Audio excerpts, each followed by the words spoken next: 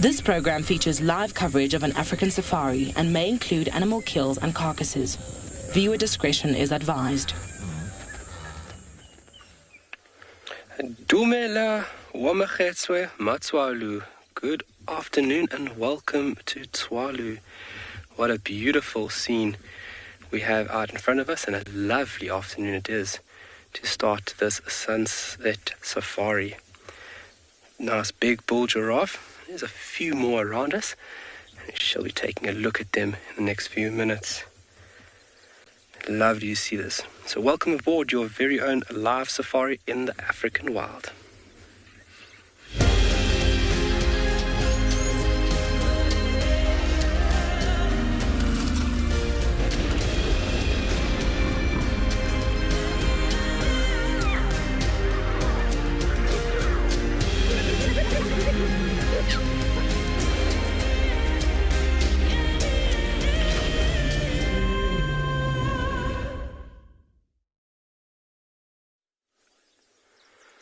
All right, he is going about his business as he should, starting to take a little afternoon nibble, and great behavior to see a giraffe doing its thing.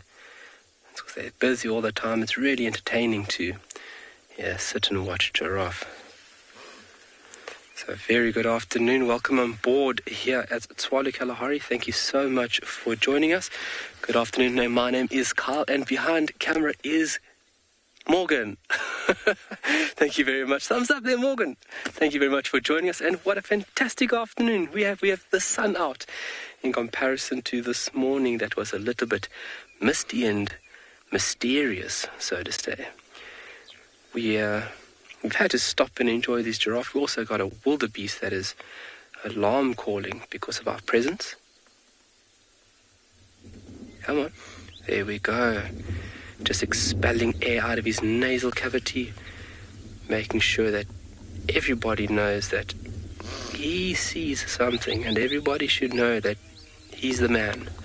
But just notifying other animals that there is something that is of importance to warn other animals about. So we are moving slowly down south, and we're going to take it very easy this afternoon. Wow. And we are going to try and find something. I'm not going to let the cat out the bag, but we're going to see if we can rope them in. And hopefully we can have a lovely afternoon with some very, very complex behavior. Beautiful clouds, and there's even more giraffe. Morgan giving us a nice view there. Look how far those ones are. There's another 2 or 3 busy browsing along that little koppie or hill, so to say.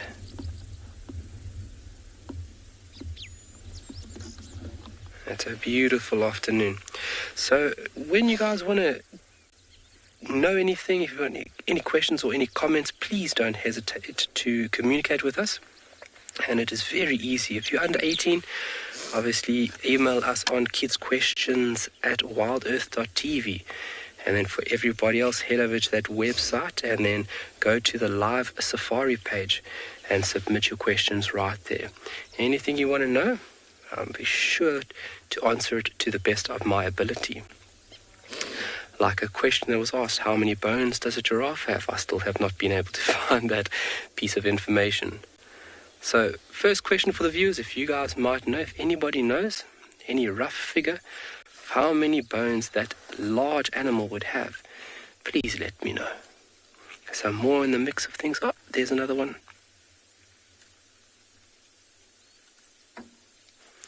See the one on the left, with the light illuminating, it looks very, very light.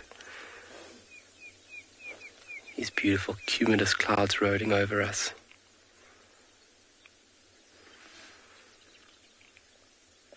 And these animals spend a very large portion of a 24-hour cycle browsing. And a big bull like the one on the right there, on average about between 30 odd kilograms, maybe a little bit more.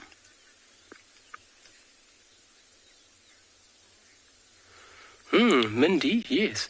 He is browsing on a fairly small shepherd's tree. You can see from the central part of that tree that the bark is very light in colour. That's definitely a young shepherd's tree there, if I can see correctly myself. Yep, it looks like it. But yeah, he is definitely towering over that little tree. Beautiful pattern on this bull, wow.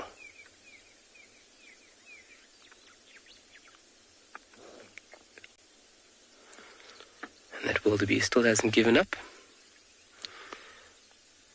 You can see those very, very illuminated ears. So at the position that giraffe is now is fantastic, because there's only one place where a giraffe doesn't have any pattern or any markings, and that is behind the ears. So when he lifts his head, especially from where the sun is now, look at how illuminated and how white those ears are. So when these animals are moving under the cover of darkness, they can actually see where other members of the herd is from those white markers. Obviously being fairly tall, their ears being a lot higher than most animals where they're set, is used as visual beacons just to keep tabs on other individuals. All the biting flies irritating him there.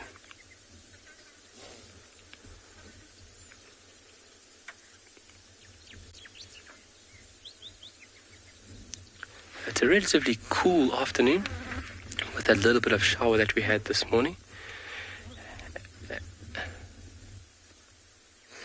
Giraffe Girl, how fitting it comes from you. Giraffe Girl has given us an answer there, 208. I think I heard that correctly. Thank you so much, Giraffe Girl.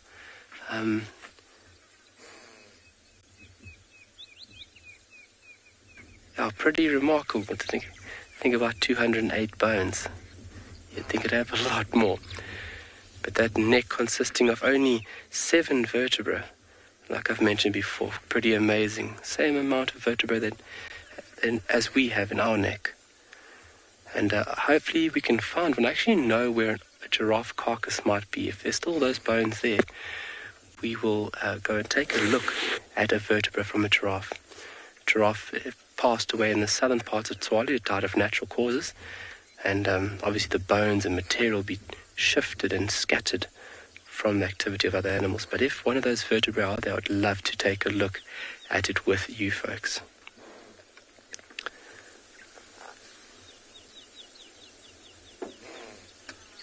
Oh, he is so angry. So fairly quiet animals. You don't hear a giraffe making a noise like this wildebeest over here. Wildebeest are very, very vocal animals, unlike a giraffe where for a very long time people thought that giraffe were actually mute. But they are not. They do make a few sounds, like this lovely male. Look at his posture. You can even see from his body posture and his behavior that this is a bull. Standing upright, very strong, at attention, and then obviously alarm calling because of our presence. Male and female alarm call. Obviously alarm call is a very widely used vocalization. And it's a very distinctive sound. You can hear it. It's short and sharp. There we go. And depending on the species of antelope, each species has its own unique alarm call. So impala also give a type of snort. If you look at kudu, they give a deep, almost barking sound. Alrighty, while we're enjoying this, let's take a look at the weather quickly.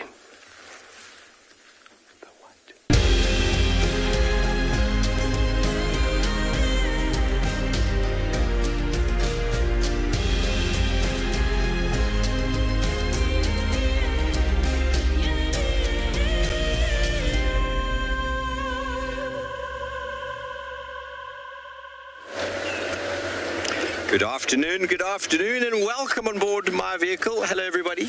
My name is Steve Fogman, joined by Sebastian Rombi on camera, and we are very excited, as always, to have you with us. Hope you're ready to jump on board for what hopes to be a very exciting afternoon. The rain seems to have stopped for now. Everything is still rather wet though, so we can't promise much, but we're going to just investigate around and see what's going on. If you have any, this is a very cool track. I don't know if we're going to be able to see it, but it's very nice to see. Sometimes you don't always see it clearly, but because of the mud, you'll be able to easily see the dew claw here on a warthog's foot, which is actually very, very cool to see. Can you see it, Sabi? Yeah. So here's an adult warthog. You can see the hoof, and there's the dew claw at the back. Now, the dew claw's purpose is to prevent the animal from digging too much into the mud so that they don't get stuck. But how cute is this? Are you ready? I'm going to show it with my Leatherman so you can see the size. There is the adult. Are you ready for the youngster? Over here. Look at him, a little cutie. Just a cute little piggy with size difference. So this is an adult youngster, and there's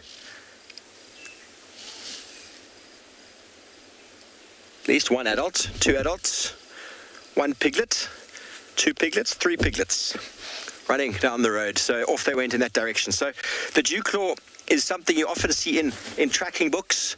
Buffalo have got it. It's basically, if you think about the foot, these animals have gone and taken these two and they've fused them together, and that's what makes the hoof. And then the dew claw is essentially these two. I don't know actually what's happened to this third finger. It's these two fingers that have moved back up. So it's that and the two fingers higher up on what we think on the animal is the wrist. It's not actually a wrist, it's their fingers. They're walking on their nails. So ungulates, they walk on their two nails over there. And so when you see the claws, the dew claws, they're just further up on the actual tarsals of the fingers. And then you get the wrist, and then you get the arm, and then you get the upper arm.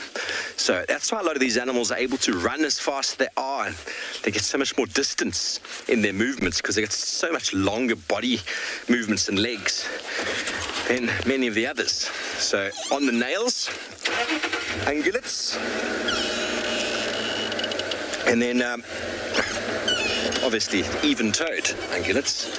And then lions are on their fingers, their digits. So the warthog is called unguligrade. Unguligrade. The grade is just for the type of structure, grade. Unguligrade, which then translates into ungulate. And then lions and cheetah and leopard and the like and hyena is called digitigrade because they're on their digits, digitigrade. And then we, like baboons and monkeys, honey badgers, porcupine, called plantigrade because we plant our whole bottom of our foot on the ground. Elephants are then called near ungulates because they also walk on their toes, but it's a bit different from the rest of them. Okay, well, we've seen some tracks, so let's go and show you what the animal really looks like.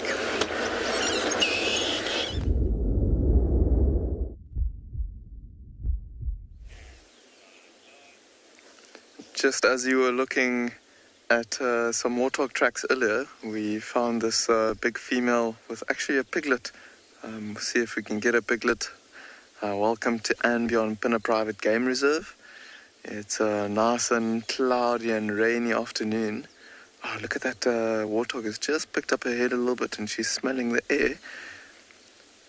I wonder if there's some other animals in the area that she's a little bit nervous. Oh, there's the piglet in the little bit of grass there.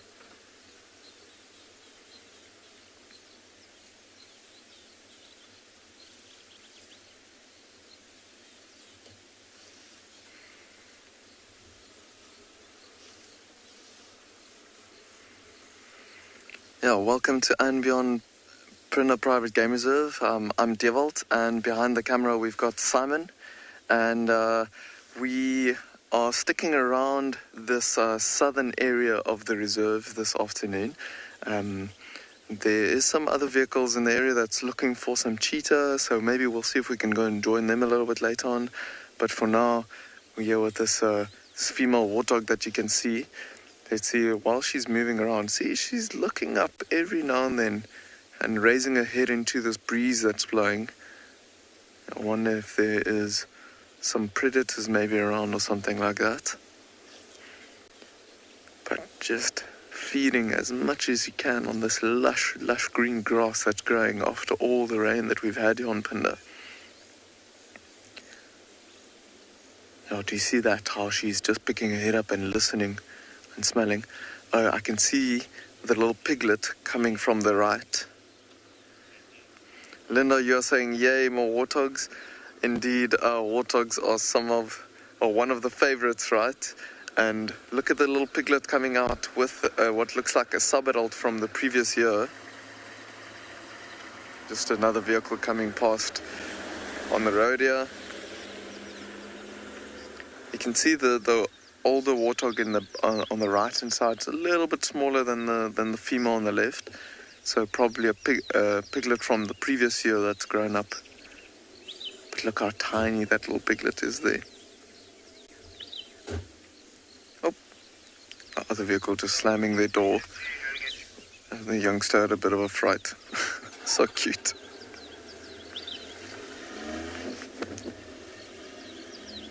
But since you've come to us, you can just see them feeding quite vigorously on this long, lush grass. They don't really have to search too much. And looking at the grass, it's nice and short, so they can see around them, and just by picking their heads up, you can imagine having short, stocky legs like these warthogs must be quite scary when the grass is very long.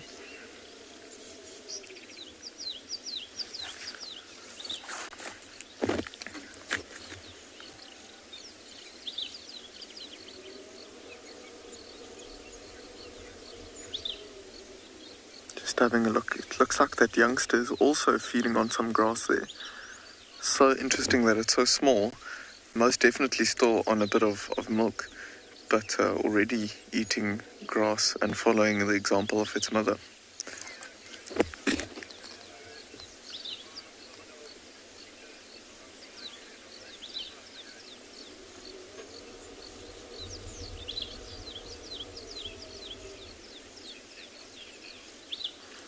If you look closely at the female in the back there, I'm just looking through my binoculars. Her stomach is hanging nice and low because it's probably like her teats producing milk or so.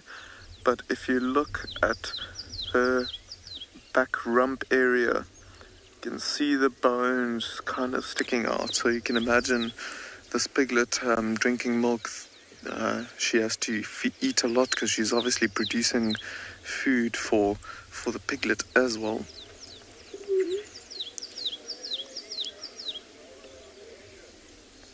Hopefully the piglet grows up quickly, and then mom doesn't have to worry too much about milk. See, the tusks of that female is nice and big, and that's what's told me that the other individual is a little bit younger. Its tusks are just coming out. So tusks of warthogs, or the teeth of the warthogs, are to do with genetics as well, like different warthogs with larger tusks or so, but generally with age the tusks do get a little bit bigger.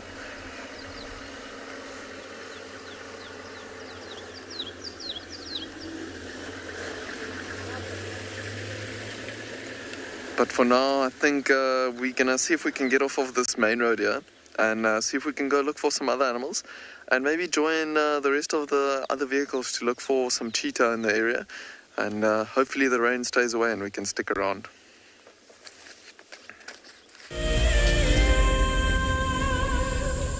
It's no secret that nature can heal. Some of our WildEarth viewers are finding solace in the outdoors close to their homes during lockdown. This is how I keep myself busy during lockdown. Beautiful little jumping spot. I love walking in the open spaces near my home. Provides a moment of peace in a crazy world. This is my fire escape with some of the birds I get to see. That's what it's like in New York City during lockdown. Being in nature helps me to cope with the challenges of life and helps me to be humble and grateful. It's magical watching everything turn into a winter wonderland as the snow softly falls. Been doing lots of walking, dog walking, outside at parks. This is my Ridgeback Drake. Our little slice of paradise is a provincial park called Hopewell Ross. Connecting with nature is critical to stay positive during these tough times. WildEarth encourages you all to find time to escape to nature. My name is Lauren, and I'm currently working in Djuma Private Game Reserve here in South Africa. I love answering your questions during the live safaris. It's my favorite part. It feels like you're on the vehicle with me, and I'm able to teach you exactly what you want to know. If you want to ask a question on WildEarth, then you need to register on our website. Once registered, you must go to the live safari page and ask your question below the live feed. Imagine having your own secluded African bush home where you and your friends can enjoy the ultimate safari experience. If you sign up to be a WildEarth explorer, this could become a reality. Tumbeta House is located in the heart of Djuma Private Game Reserve, the home of WildEarth. You could win a chance to stay at this intimate wilderness retreat, offering you the rare and highly sought-after privilege of your own home in the bush. The prize includes 3 nights for 6 people and includes daily game drives, a chance to see the WildEarth camp, and have dinner with one of our guides. Sign up to be a WildEarth explorer before the end of February 2021, and you could be heading to Djuma, the place that we call home. Available dates are limited, so terms and conditions apply.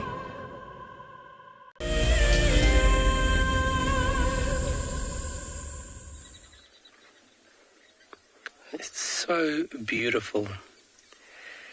And believe it or not, 2 months ago there was not a drop of water here. And this pan is busting at the moment. Lots of life, lots of growth. And we've just snuck in here very quickly. This is where I briefly saw that moorhen. I came and sat here yesterday, midday, to see if I could catch a glimpse of it, but unfortunately nothing. So I think it has made tracks out of this pan. But there's 1 or 2 other sneaky pans that I'm going to visit, try and see if we can see any rarities that have been blown in here. But the evidence is here that we've received big rain from the water, but then also if you take a look directly in front of us, there's a partial part of the nest in the middle there now that has actually come to the ground just from the immense amount of water that would have been soaked into the nest, making the nest extremely heavy, and then eventually that limb or branch just giving up. You can see the birds, the social weaves actually scurrying around and on the nest to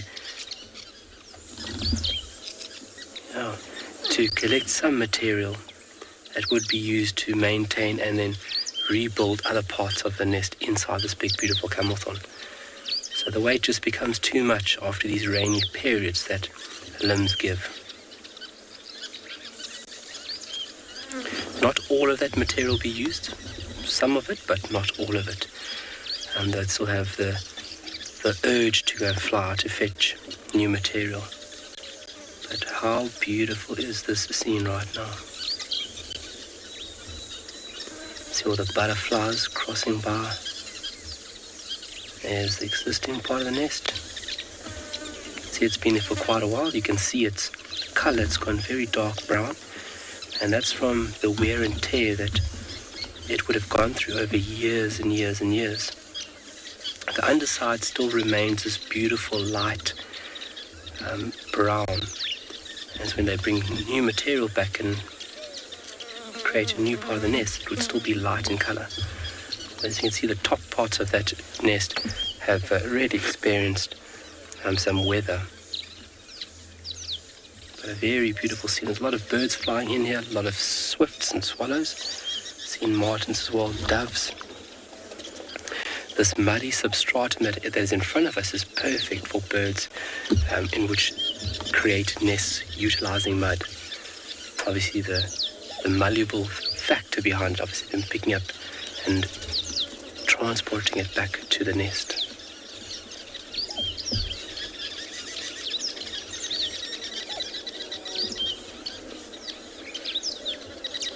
A very tranquil scene.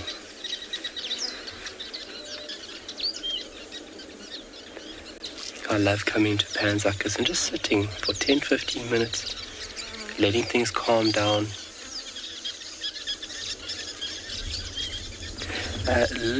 Live bug, I think it was. It is very, very beautiful. And that's a very beautiful comment that you've made. It is a beautiful sight right now. And something that we have to take in as much as possible. Because this beautiful body of water will be gone in the next 2-3 months.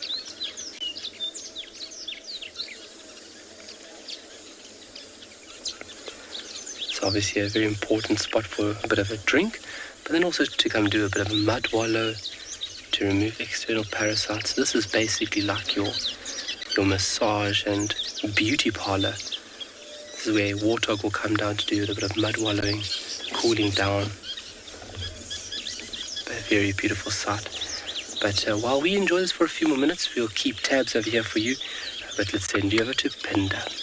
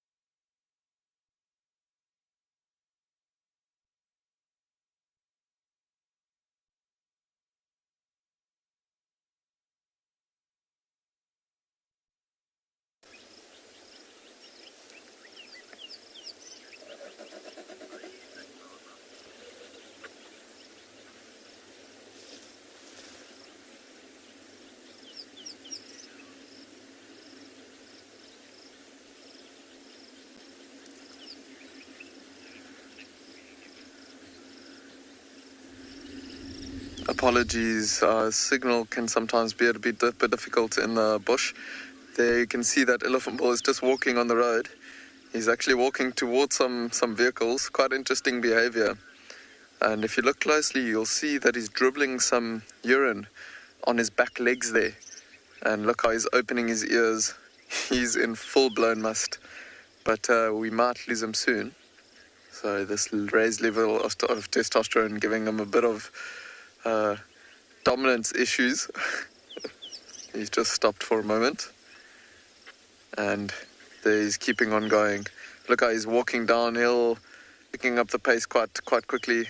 You can see he's actually got a collar on him for some research purposes. Okay, I'm going to move the vehicle, see if we can catch up with him a little bit. My goodness, we've got some rain coming over the horizon there. Slowly but surely coming closer. Oof, and I can just smell that like ammonia and urine smell that's coming off of this elephant bull. So they've got a very strong, like sweet and sour like smell from them when they're in must, and that's that urine that's smelling like that.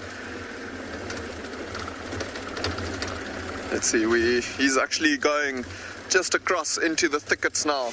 I think we're gonna lose him. We obviously want to keep our distance from him. He's just gone into the thickets. Oh, wow, I'm so glad we got such a good view of him coming and walking across. He's unfortunately gone into the mountains there. There is herds of elephants that have been found this morning, especially over the mountains there in the distance. And I wonder, with this bull being in must, he's going to want to mate with as many females as possible and catch up with the herds and look for the herds the whole time.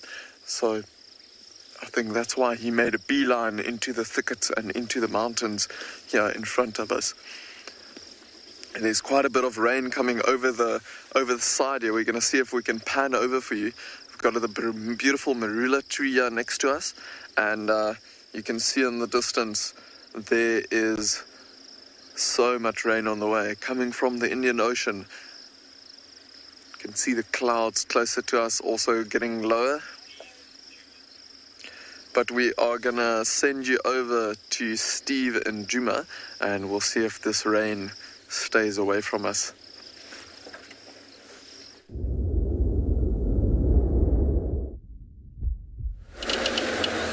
Thanks, dear Volt. Well, it is that time of year, isn't it, when rain can come and it can go. Surely not much we have the power to control. The bird just landed here. Oh, little wax bill in the road. Are we going to get him? Hello, little wax bill. What is the French name? Do you remember, Seb? For wax bill? Yeah. Southern cordon bleu. Cordon bleu? Cordon bleu du Sud. Cordon bleu du Sud. Excuse me. That's very true. It's beautiful. Cordon bleu du Sud. Du Sud. My French is not... There's another one further up in the road there. Yeah.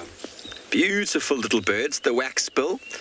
Now, it might be that time of year. I think they are already breeding. They might have already started, but where the waxbill male will, look at him, he's very active. He'll pick up a little bit of grass. They do love a particular type of grass. I'll find it for you, called blue seed grass. And the male, to make the nest for the female, he rolls a little ball. I'll actually demonstrate exactly how they make a little ball. It's not very difficult. It's not as intricate as that of the weavers. Now, this is not the exact grass I'm looking for, but essentially what they do is they take a whole lot of grass like this and they just roll it into, well, it's obviously more delicate than I thought. They roll it into a woven sort of thingy-mabob with quite a few grass stems like that, and they particularly do it with the blue seed grass, which I'll try to find you. And the male will find a piece and he'll put it in his mouth and he'll dance for the lady, and she'll be like, oh, this is the man who's going to make my home, my nest. And then obviously his dance, the blueness of his chest, you know it all, ladies, don't you? And then he makes a little nest, just a little woven ball like that, not as intricate as the weavers where they weave, but just turns the inflorescence of the grass like that, and they puts it in a little thicket somewhere.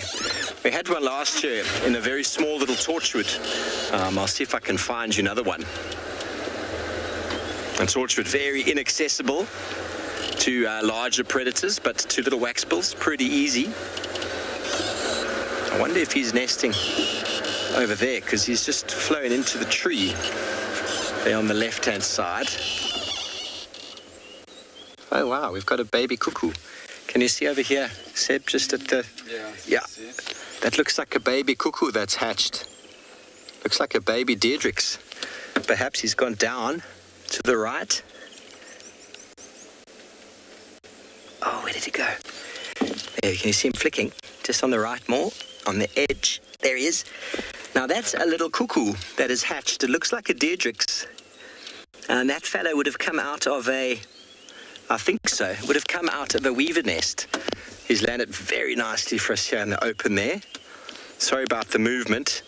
Now, if this was hatched by a weaver, maybe it was a waxbill. Oh, the waxbill is behind him now, busy doing the exact thing I spoke about with the grass. But off he goes. Again, he's at 9 o'clock for you now. So he's begging, not making any noises. Looks like a young cuckoo. Remember, cuckoos are brood parasites, so they would have parents of a species looking after them. And it could be a number of different species that he could be nesting with. And I'm going to go back. Maybe we'll get another view. Because if we can find the adults, they'll come and feed him or her, and we'll see exactly which species this bird has parasitized on. Well, let's send you over to Lauren, who is dying to say good afternoon.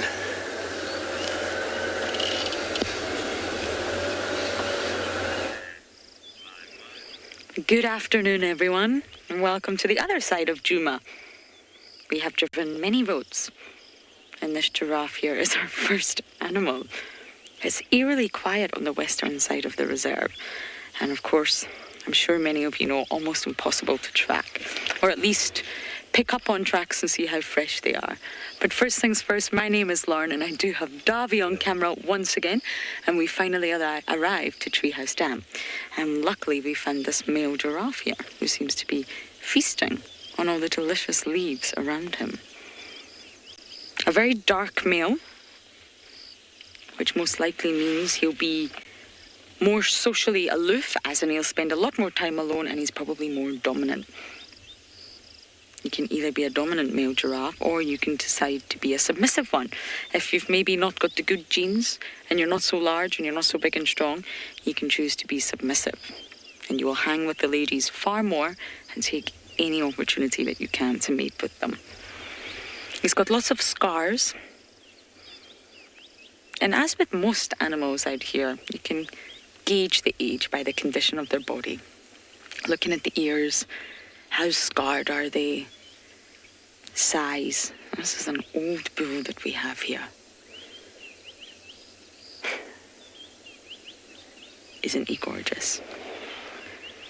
I don't really have so much of a plan today, but we will end up at the hyena den at some point, of course. I'm going to keep trying so we can get another view of Ntima's little one or little ones. I'm not so sure, I guess. So just a little bit later on, we'll head to the hyena den and see how we get on. Now, although we see giraffes a lot here, see them a lot in Tswalu, a lot in Phinda and all the other locations, especially the Masai Mara, wild giraffe populations in general have declined by as much as 40% in the past 30 years. That's more than 10% per year. That's a lot. So although we see them a lot, we automatically tend to assume that the populations are healthy.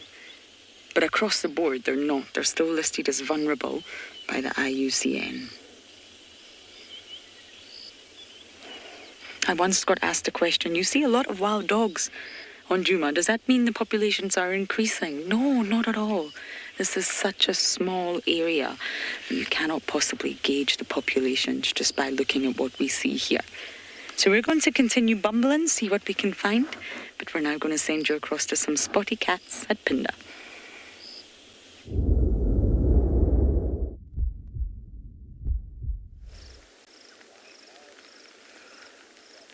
So we were with that elephant bull, and then all of a sudden someone found 5 subadult cheetahs. So it's the 5 orphans that's been on WildEarth before, and there's only one of them that's sitting upright now, but the rest of them are actually lying down and hunkering down, because you can see, I don't know if you can see, but there's quite a bit of a drizzle coming over now, and they just the one sitting up and looking around to see if he can spot anything.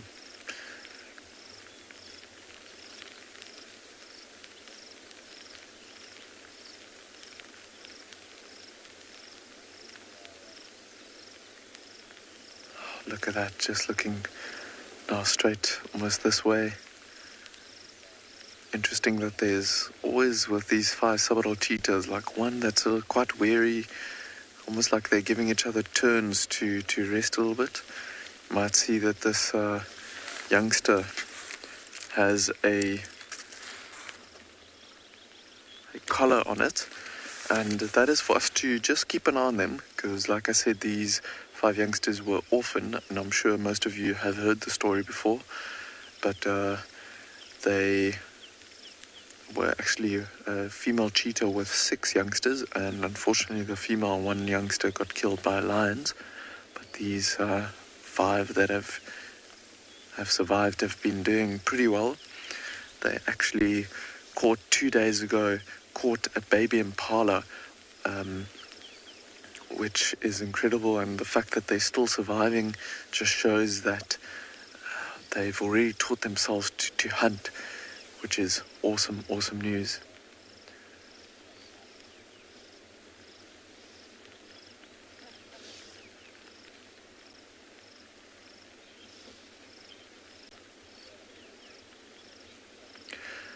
Amy, you are asking if cheetahs are territorial. So when it comes to these 5, they're not territorial yet. So I think they're just trying to survive, and they'll just move around wherever they can.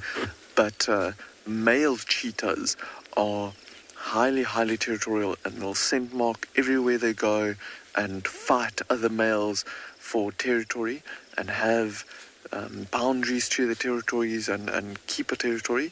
Female cheetahs, on the other hand, would not have a territory, but more what we call a home range.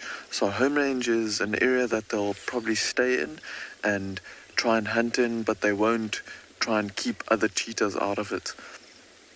So female cheetahs on Phinda move quite freely, and we've seen when they, especially like this female, for example, now is a good example, getting pressure from lions. These 5 sub-adults, they also have a home ranges for now, and they came all the way from the north of the reserve and moved almost 30 kilometers, 25 to 30 kilometers down to the southern part of Phinda to get away from where the lions were putting pressure on their little family. So male cheetahs are territorial and female cheetahs not territorial. Very, very good question. And with these 5 youngsters, I can't remember if it's 3-2 or 2-3, but there's either 3 males or 2 females or 2 males and 3 females.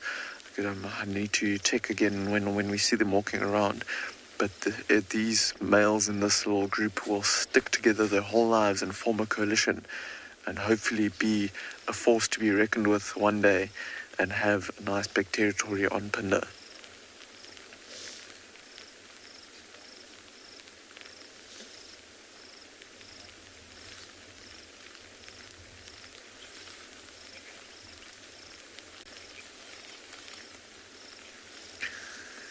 Terry, you're asking if one of the males will take a more dominant role.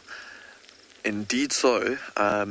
In between the males, they're just lying down, but I can still answer your question. So between the males, when they form coalitions, they will fight with each other, especially when it comes to mating with females, and the more dominant one will get mating preferences, but there's very little known with cheetahs mating because it's rarely been seen, but we do often see scars on their faces even though they don't really get into contact with other males that often.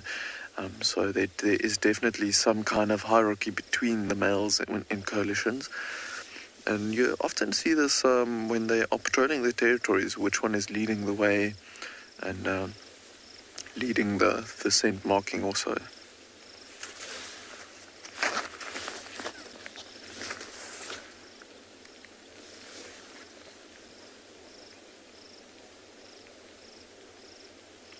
See how they're just lying down, heads almost tilted down as it's raining now and getting nice and cold. But for now, I think we'll stick around and then we'll send you over to Lauren in Djuma.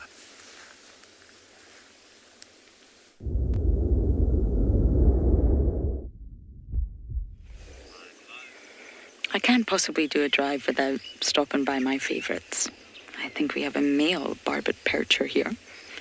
And of course, dragonfly, insects in general, are the perfect representatives of the phylum Arthropoda. We spoke about phylums yesterday. And their name actually comes from a Latin verb. And I'm not entirely sure how to pronounce it, but I think it's insecar or insecare. And what it means is to cut into. And that's where the word insect comes from, and it refers to their segmented body. It's going to come back, Dolly, I'm sure of it. And they're, of course, they don't have a backbone. And their skeleton is on the outside, so they have an exoskeleton. Now, in order to function as a armor to protect the body, but also to allow the insect to be mobile and flexible and light, it's a very specialized exoskeleton. So it's hard on the outside, but it's also very lightweight to allow them to fly. And on the outer layer is a sort of waxy substance, and this is to protect the insects against their biggest fear. And their biggest fear in the entire world is dehydration. They don't want to dehydrate, so that's why there's a layer of wax, not just coating the entire body, but also the legs, everywhere. And I've actually got a diagram for you here, because I wanted to show you how the insect body is divided. It's generally divided into 3. Now, excuse my drawings. They're not the best, but we'll work with it. And here we go. There's no wind today, so this makes it easy. So I don't really know what insect it is, but the point is there's 3 sections. You have the head here, and this is a sensory center. So this is where you'll find the antenna and the eyes. But to be quite honest, insects don't necessarily only have eyes on their head. There's a certain species of swallowtail butterfly that has eyes on its penis. But we'll come back to that. The thorax is the middle section, if you like, and this is known as the transport center. So this small part of the body is filled with muscles, and that's what powers the 6 legs and the 4 wings. The 2 forewings, spelled differently, and the 2 hindwings. Then you have the abdomen, and they call this the generative center. It will contain the gut, all the sort of digestive system, and indeed the reproductive system. So that's how insects' bodies are basically broken up. There's another page. Are you ready, Darby? When you look at insects, there's another thing. Fish, everyone. I stole this from John Dre. Do not tell him. So when you look at insects, basically, to quickly explain, there's 2 different variants in terms of transformation. One that includes your dragonflies that we were just looking at. They basically go from a nymph stage, which is juvenile, straight to adult. And they do this by molting. Because if you've got a hard exoskeleton, it's like an armor, how are you going to grow? You have to molt. You have to get rid of that exoskeleton and grow a new one. So this is sort of change that gradually happens through molting. The other variant is metamorphosis, and that's of course like your butterflies, your beetles, your wasps, your moths, and this is a little bit more of a complicated life cycle. You have eggs. The eggs will hatch into larvae. The larva will go through a pupal stage, and then they will emerge as an adult in a completely different form. In the pupal stage, this is where the magic happens. This is where a caterpillar, for example, changes into a butterfly. And 85% of all insects take on this variant, which means they undergo a metamorphosis. So when you look at insects, you're going to get different types. Isn't that fascinating? Let's see if Davy can relocate that dragonfly for us, or at least another one. He's gone. He's gone. I'm sure we can find another one. So dragonflies change from a nymph, an aquatic nymph, and they just molt and molt and molt and molt until they're ready to transform into an adult. And that last molt is going to bring the adult phase. They're going to be equipped with everything that's needed to be an adult, really. Functioning wings and sex organs. Voila, you're an adult. Because the adult stage is all about reproduction. Well done, Davy. You did it. So being an aquatic organism at the start to an aerial terrestrial predator, there's lots of changes in the dragonfly life cycle, but it happens gradually. With each molt, there'll be a slight change and adaptation to their exoskeleton.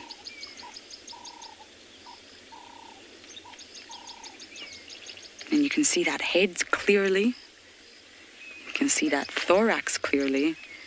And the abdomen. Oh, many of you are saying my diagrams are neat. They're not the best, but, you know, we've got to try and draw somehow. And I think it really visually shows you how insect bodies are divided. And it's really simple when you think of it that way. Sometimes when you pick up a book on insect biology, my goodness, it's very complicated, and sometimes you just have to simplify it a little bit. But going back to the swallowtail, yes, they're known to have eyes on their penis. And that basically helps the male position himself correctly during mating, because that's very, very important. And the female is also said to have eyes on her rear end. But this is to check the eggs as she's laying them.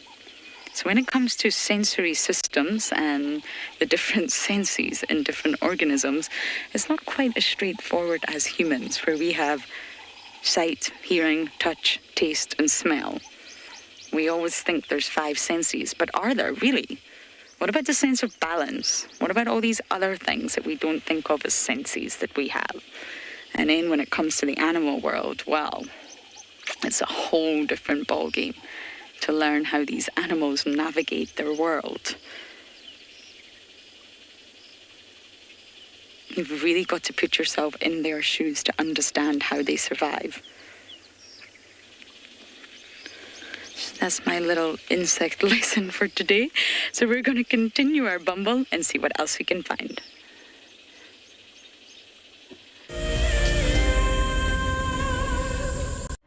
Do you dream of traveling to a far-flung wilderness location where life continues as normal? A place where you can escape to nature and breathe. If you become a WildEarth explorer, then this could soon become a reality. Subscribe today and stand a chance to win regular travel prizes. WildEarth Explorers, it's in your nature.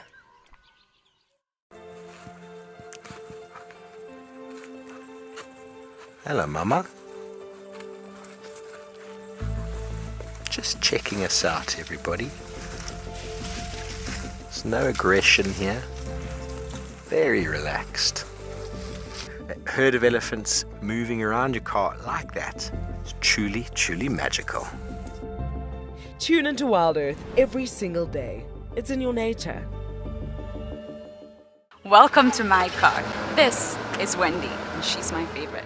She would love to have your name engraved on her so you can be with her every single time she goes on a safari here in Djuma. If you become a WildEarth explorer, you will have the opportunity to buy an engraved tag which we will attach to her. We will make sure to send you a digital picture to show you exactly where you are sitting on her. You will have front row seat in every single sighting.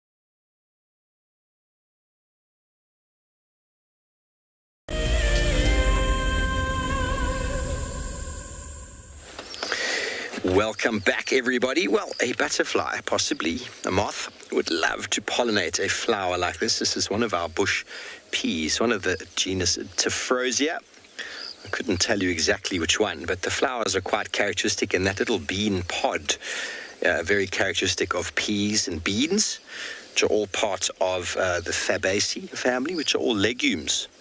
Legumes all have very nice sorts of symbiotic relationships with rhizobacteria.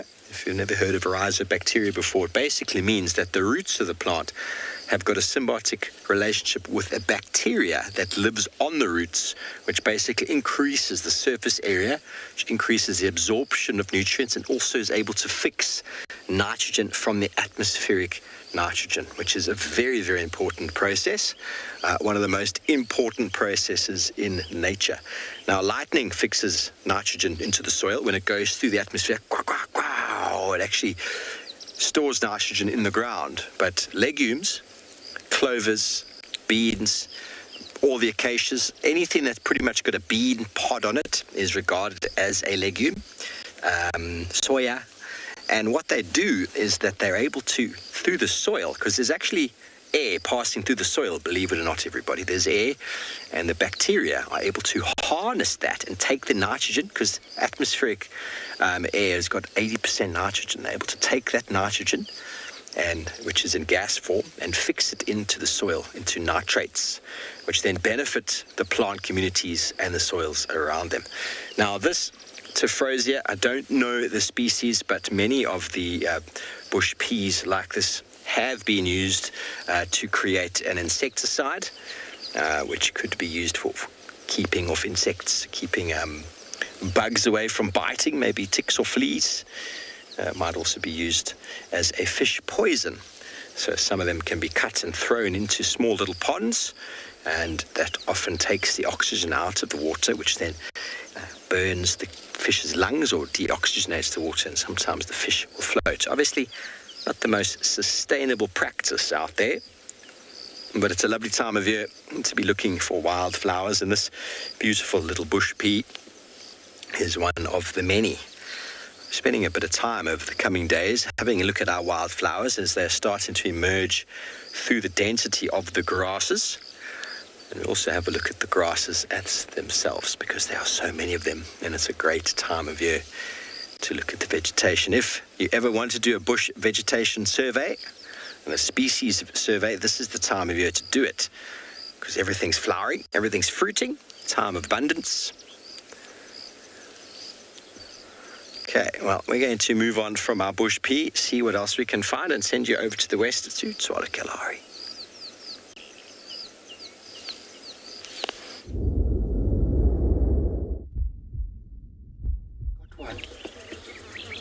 Wow, it just got one. Oh, it nearly got another one. Wow. We've been watching this corn cricket, this armored ground cricket, moving along the ground. It's trying to catch these butterflies. Look at that. Right. The butterflies are just a little too... Welcome back. Wow. We have been sitting here watching this armored ground cricket, and it's trying to catch butterflies.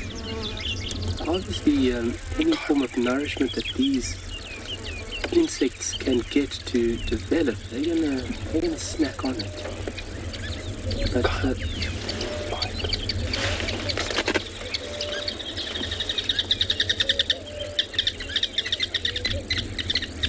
wow, sorry about that.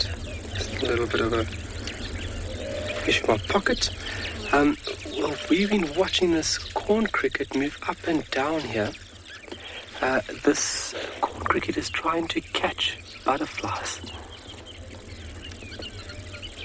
And so it's walking along the ground using this long antenna, feeling ahead of it, and it's trying to like lash out, almost jump forward with those very underdeveloped legs. If you look at crickets and grasshoppers, they have a remarkable ability with their very strong hind legs to boost themselves from the one point to evade predators. So these legs are like spring-loaded,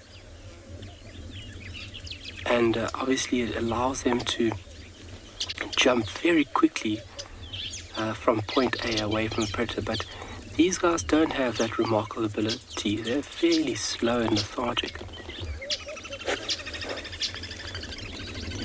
You can see him moving through there, and then when he gets close, he tries to give like a lunge forward. Oh, nearly got one. Oh, he got one. Oh, he lost it. But just all these butterflies, there's so many. So the family group here, the majority of them are from a very, very complicated group called blues. Some of them will be hairtails. Just off the bat, whoa.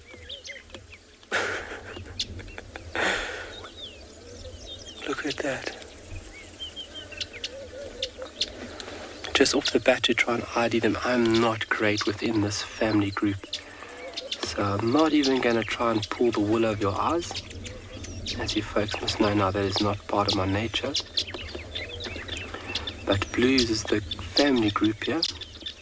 And some of these little butterflies are extremely hard to identify. Some of them cannot be identified within the hand. You can't actually make out differences on the wing pattern to identify different species. You need to go a little bit deeper. Oh, wow, my word. Wow. So to the bottom right-hand corner, that orange one there, that's an African monarch. Very distinctive and very prominent butterfly. Tied to milkweed, a family group of plant that is poisonous, and in their larval stage they actually consume this toxin and they become poisonous in their adult form. My word, look at all the butterflies. So while he's going away, do you think he's going to go for something else there, Morgan, or do you think he's making his way out? There comes another one.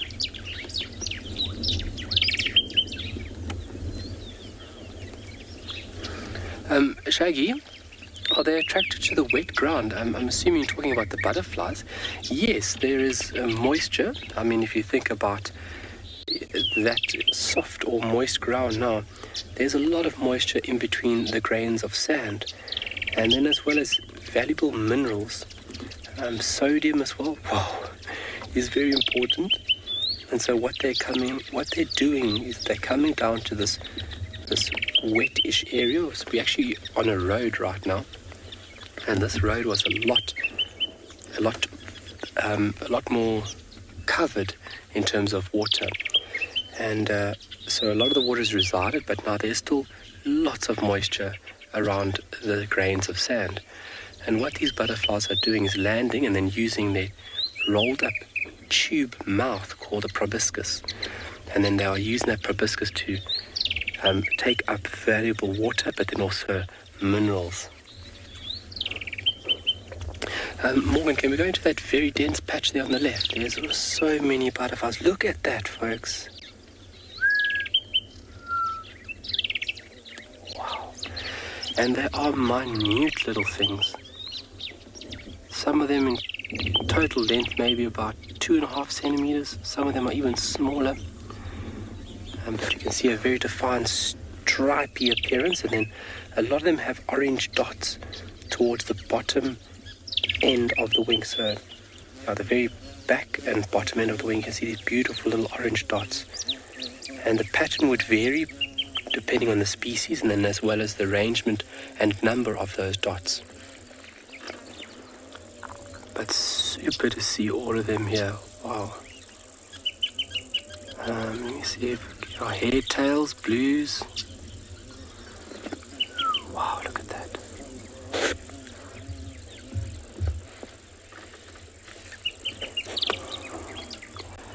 Yeah, my experience and exposure to these beautiful Lepidoptera species hasn't been extensive, and so I deem them species-wise, I'm very, very limited on that scene.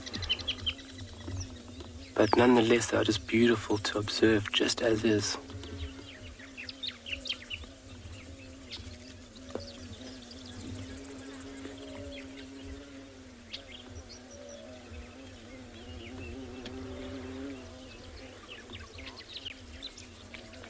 Amelie, what is the difference between a cricket and a grasshopper?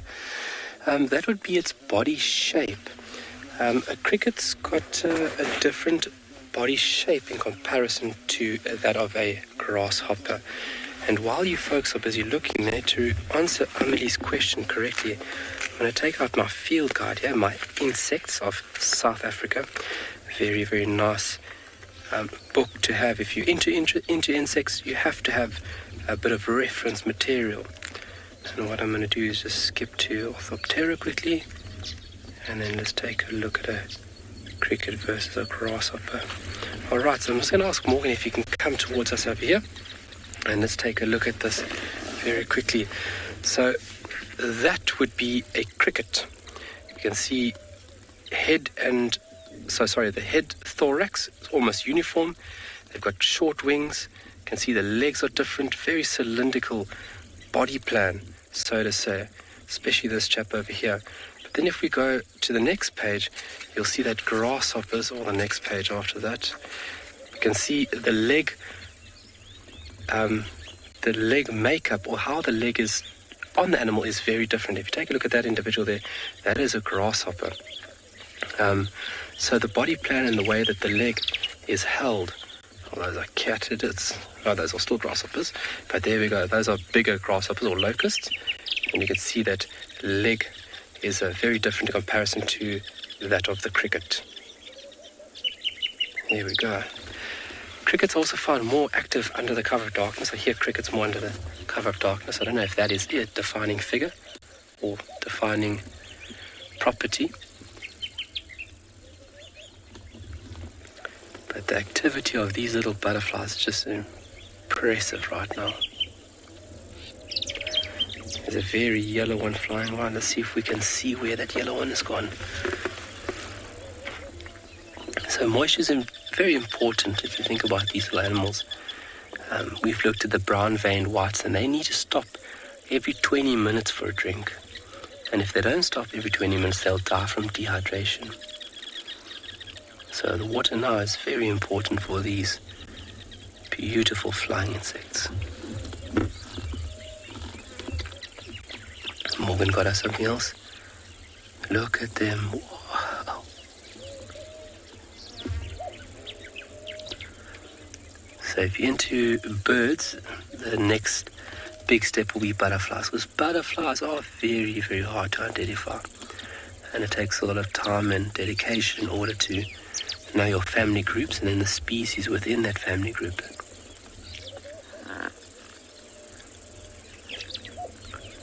But amazing.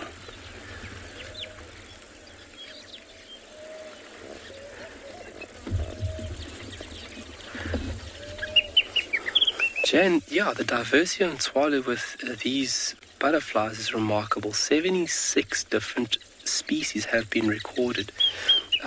Morgan, sorry, can you come this way for me, please?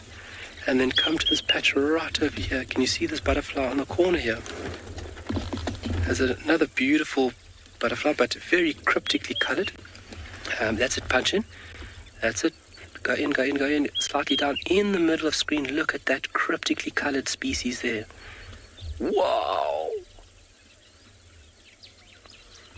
And look at the size difference of those two butterflies next to each other.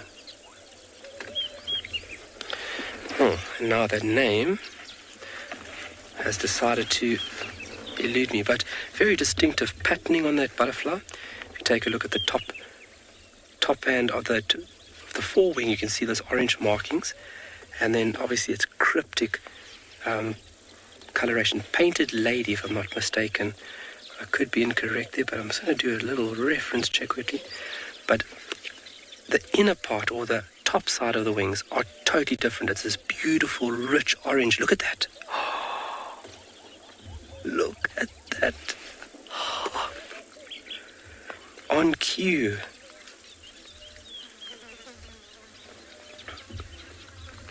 Unbelievable.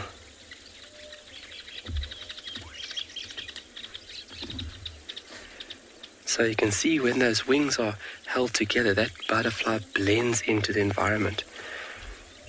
Look at that.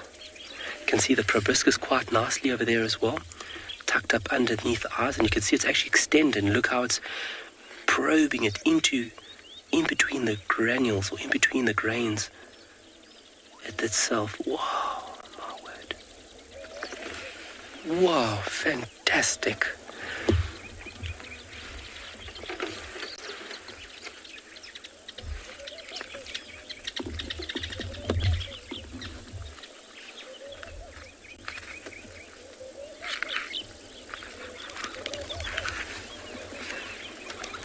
Lovely butterfly to see. Yes, I'm right. Painted lady that we are looking at over there.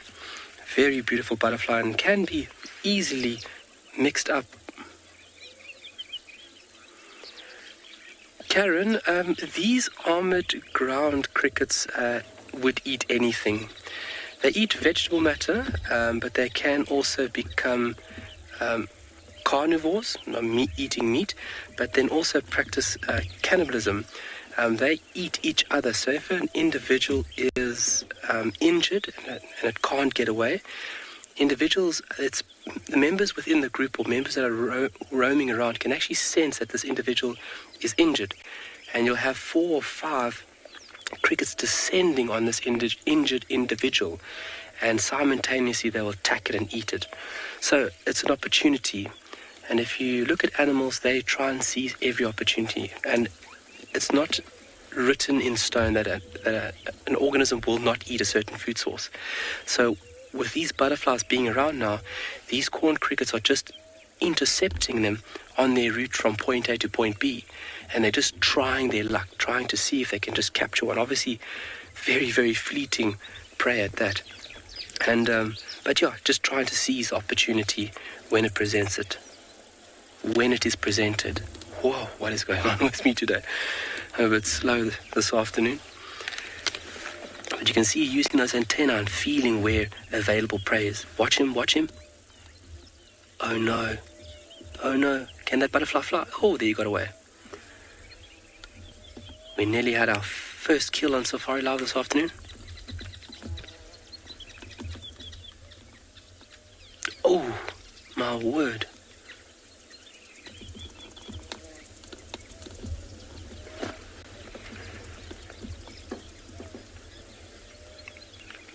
Lovely. So that painted lady is a species that can be muddled up with the African monarch because of its orange appearance. But at the underside, the coloration is very, very distinctive. Let's go back here. It's sitting right there, nice and open. Look at that. So that coloration, that's where one could easily muddle up the species to that of the African monarch. But if you take a look at the antenna, take a look at the little white dots right on top of the antenna. That's also distinctive to this species.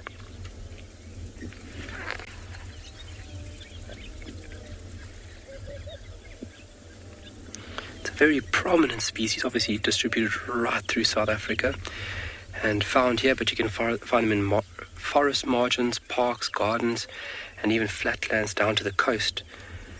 So very, very nice to see.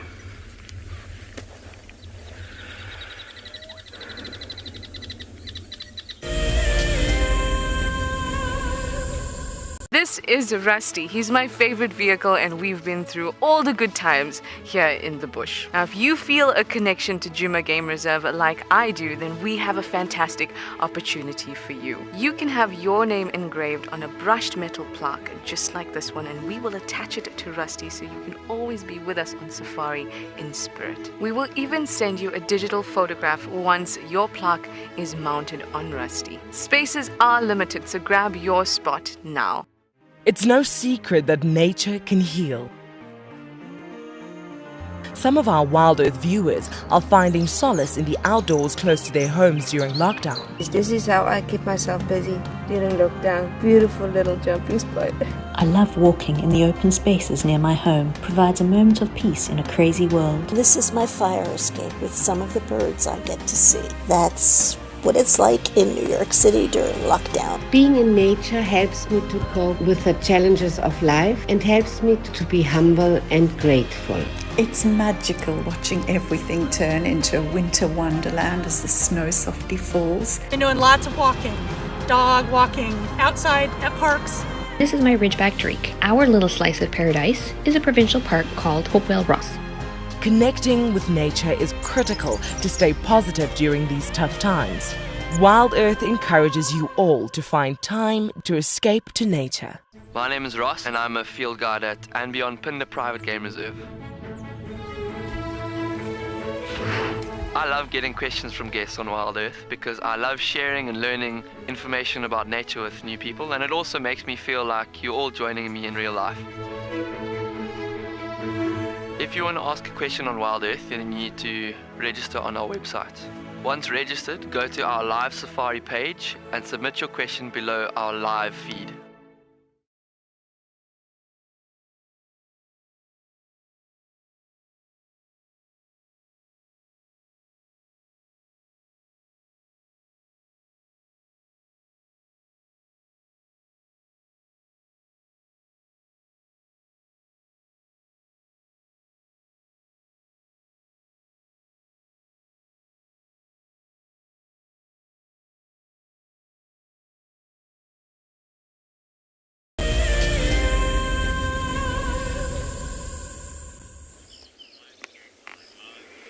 Now, we did have one of these on the dashboard, but he elegantly hopped away onto the grass. See what I did there? Yes, we're looking at an elegant grasshopper. Now, going back to the sensory world, communicating through scent is really important for insects. Chemical scent, especially when you're searching for a mate. It's a huge, big, bad world out here, and you're a tiny insect. How are you going to find a mate? But some insects rely on sound. Grasshoppers in general, I'm not just talking about the elegant grasshopper here, grasshoppers in general rely on sound. And their song is not actually to create a beautiful summer sound for humans, is to find a girlfriend. and it's usually the males that call out for the females. There's an ancient Greek saying, and it's very controversial, but it's appropriate to the insects, and that's what it's referring to. And it's, blessed are the cicadas, for they have the voiceless wives. So when you're talking about insects in general, especially insects like grasshoppers and cicadas, it's actually very, very smart for the females to stay silent, because the males are calling out for them, and they are the ones that are putting themselves at risk, because it's not just the females that are listening. Other insects, other organisms will be listening, especially the likes of parasites. And there's parasites that are actually known to listen to the sound of cicadas in particular. They follow the sound, and they'll actually climb onto the soloist, if you like, and lay their eggs. Once those eggs are laid, it's game over, because these parasitic eggs will hatch into really hungry larvae, which we mentioned earlier. It's a different stage in the life cycle, and they'll consume the cicada from inside out.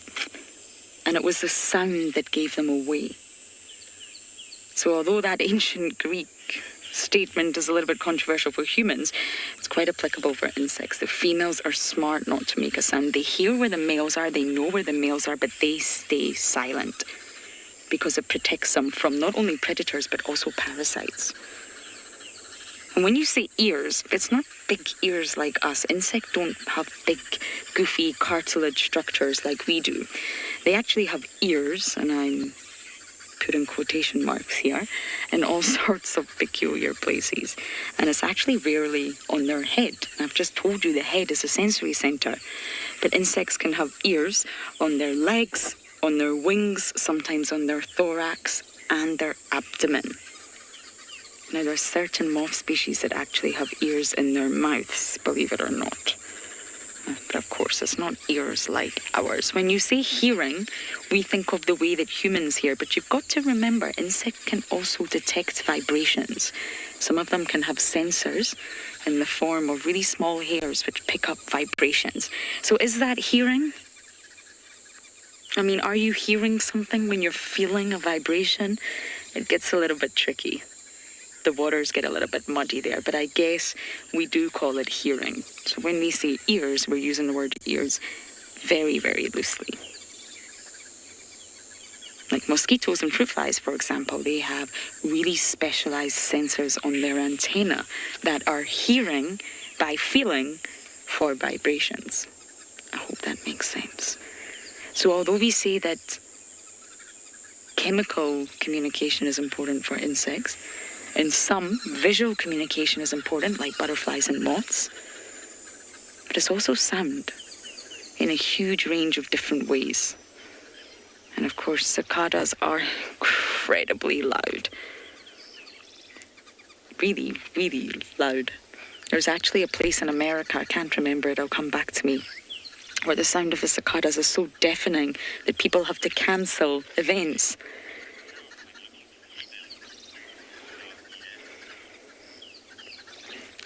Darcian, you're asking, do males have different sounds? I'm not sure if you're meaning males of grasshoppers or in general, but each species of insect, I think I've covered a lot of insects just now, will produce their own sound. But individually, in case you're meaning individuals, they most likely won't. It'll be the same sort of sound. But just like frogs, for example, that louder sound is going to attract the female. So it's the same type of sound, if that makes sense. But I'm not sure if individuals have their own frequency or their own intensity. That is possible. I'm not actually sure. But each species, they will also have their own sound. And I'm more than sure that some of the sounds are not even audible to the human ear. And I'm sure there's an aquatic insect that's very, very small. It's only 2 millimeters long. And it's said to be one of the loudest of all insects, believe it or not. And again, I'm not trying to sound vulgar, but how can an aquatic insect make a sound? And how can it be the loudest? Well, basically, he uses his abdomen as a string and his penis as a bow, and he almost plays a violin. the world's tiniest violin. Tristan will love that. We need to tell Tristan about this. But yes, that is unbelievable. It's absolutely unbelievable. The world's smallest insect. I don't actually know the name, but I will find it. So we're going to head to the hyena den now. Hopefully it's active. And we're going to send you across to Ngala to say good afternoon.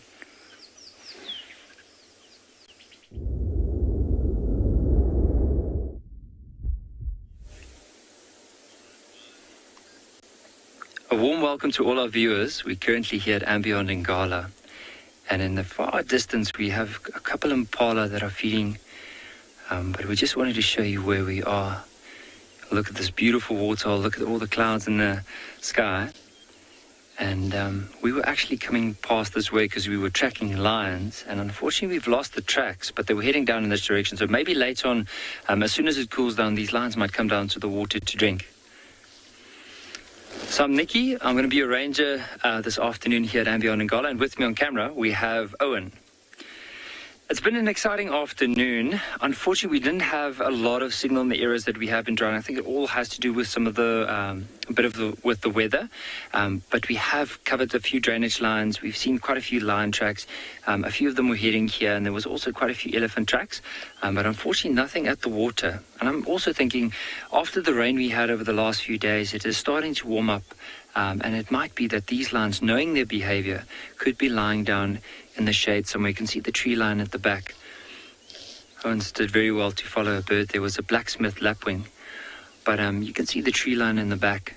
Possibly there's a chance that these lions could be somewhere in there.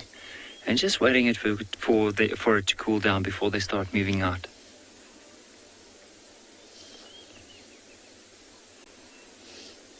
Might even be worth it, like scanning along the edge of the water. I know there's an island, and from where we are now, if we go down along the water's edge and more to our left, it looks like there's a chance that there could be some Egyptian geese walking on the side of the bank there. There they are. It looks like there's a dot with a few of the younger ones just off to the right. That's very interesting. They're very common water birds that we find, and you'll see, like, over all our locations, and especially South Africa, you'll find a lot of them. And I wouldn't even be surprised when we had the feeds running up in the Masai Mara, where you would also have seen some of them. So apparently they're the most widespread water bird in Africa. And the Egyptians were the first ones to domesticate them, hence the name the Egyptian goose. And one of the key characteristics or features is, if you look at the one on the left, I don't know if we'll be able to get close enough, but you'll notice bright orangey legs, and then right in the middle there's a black spot. The Afrikaans name for them is quite unique. It's called kolgaans, which means just that like a spotted goose or spot goose, because of that black patch on the chest there. There's another one just off to the right that's also coming down towards the water's edge.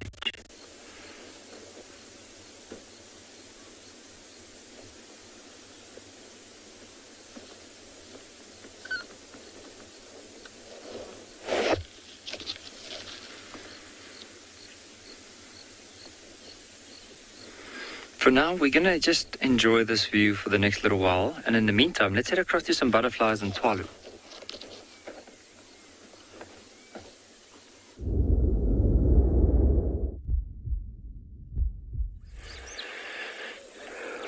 Well, we're enjoying the lovely diversity here, and we're just enjoying all these species from large to small. This is the African migrant, or common vagrant as it's also known. This butterfly species will actually rival those abundant brown-veined whites in terms of numbers. Also a very prominent butterfly through South Africa. And lovely to see them.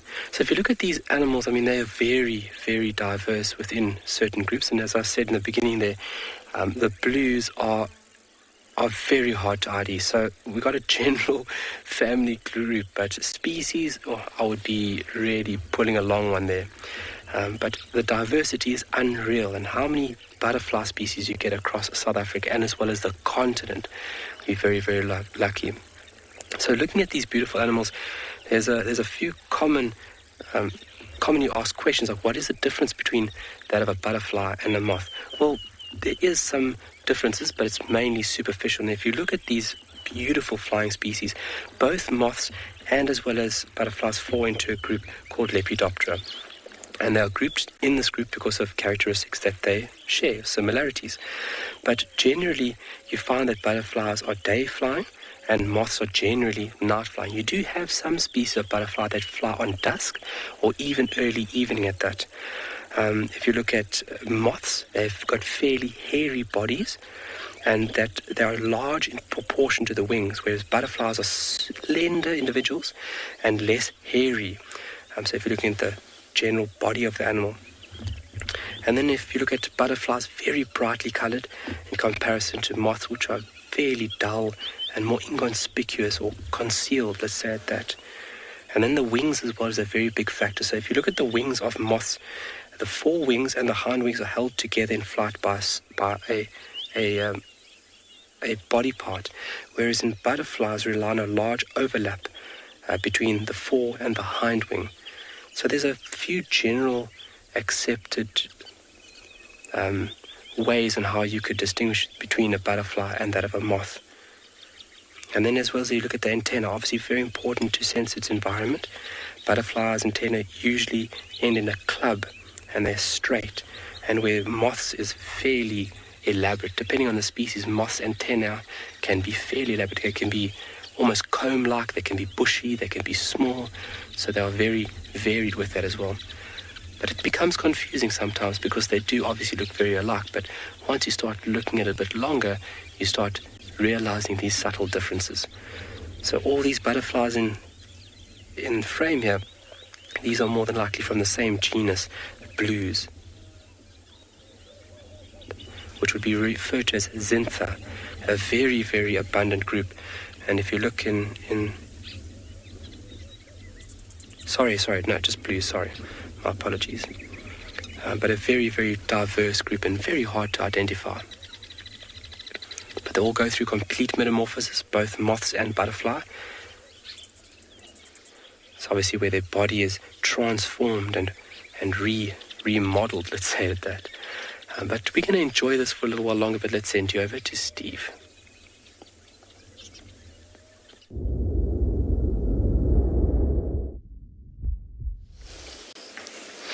Welcome back to the bowels of a torchwood with a beautifully sharp, angular thorns, or should I say straight thorns. I told you earlier about a blue waxbill nest. Here is one from last year that's rolled and balled up in the middle there. I don't think it's in use at the moment, but that is what I was talking about. A little rolled ball of a nest that the male will produce. And obviously the female's quite attracted to the placement and the position.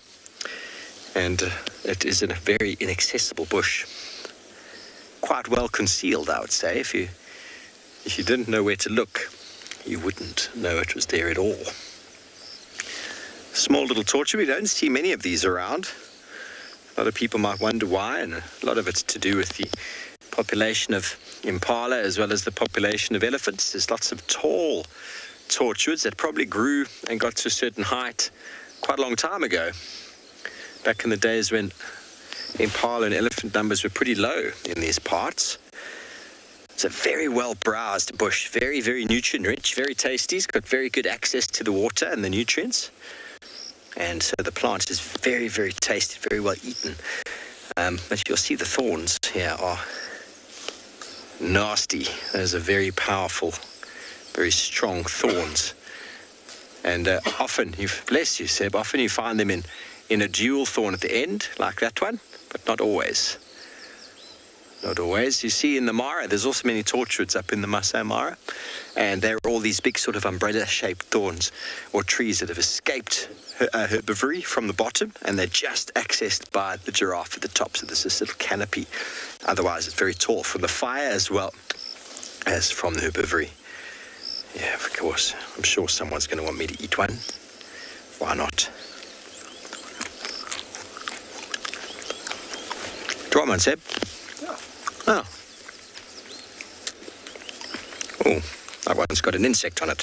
You don't want that one. Seb likes his insect-free. It's not bad. Thank you. No tannin.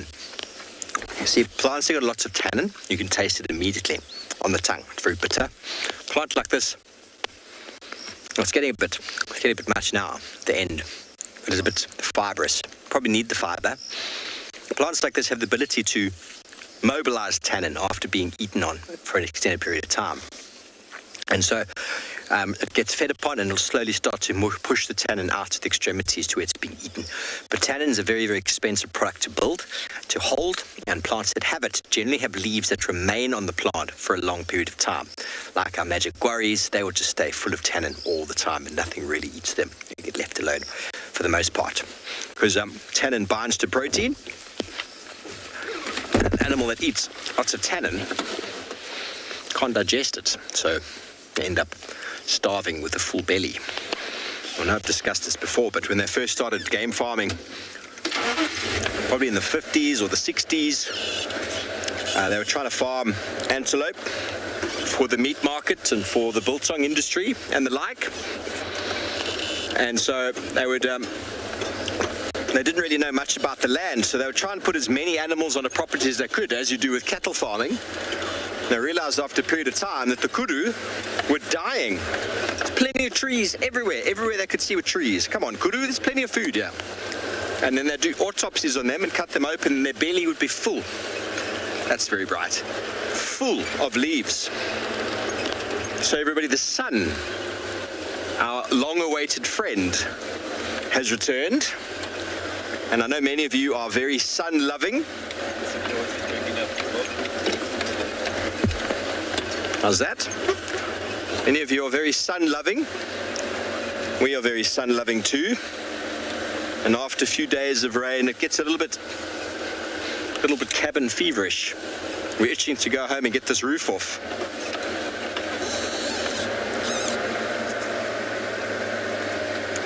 Some old leopard tracks coming in. Nothing going back. I'll go have a look up the road. You still there, Jared?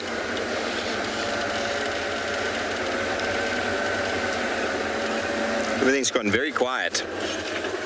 Don't forget, everybody, we do really appreciate questions and comments. It does really help us to spur on the conversation. Otherwise, you're just going to catch me in these long rambling affairs about the sunshine, which I'm sure you don't want to really delve into. Or maybe you do.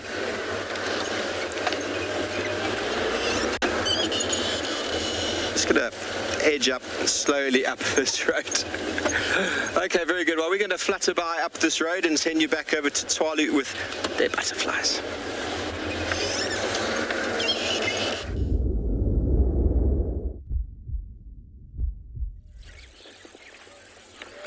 A blue waxball nest. Oh, I think that's what he found. Huh?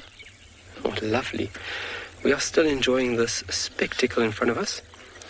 And this very large and diverse subfamily is well presented in front of us right now. And the activity has not dropped one bit. The sun is actually a big factor. You'll find that insects generally do prefer warmer temperatures. And as soon as the temperature drops, insects do tend to become a little more static. And we're still watching these armored ground crickets in hot pursuit for a potential meal. Still moving around and seeing if they can get lucky.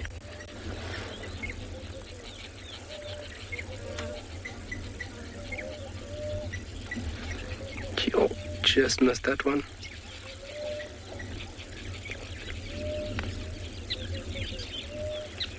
Beautiful. Can sit here for hours and just be in total awe with the variety and as well as the movement and activity of these butterflies.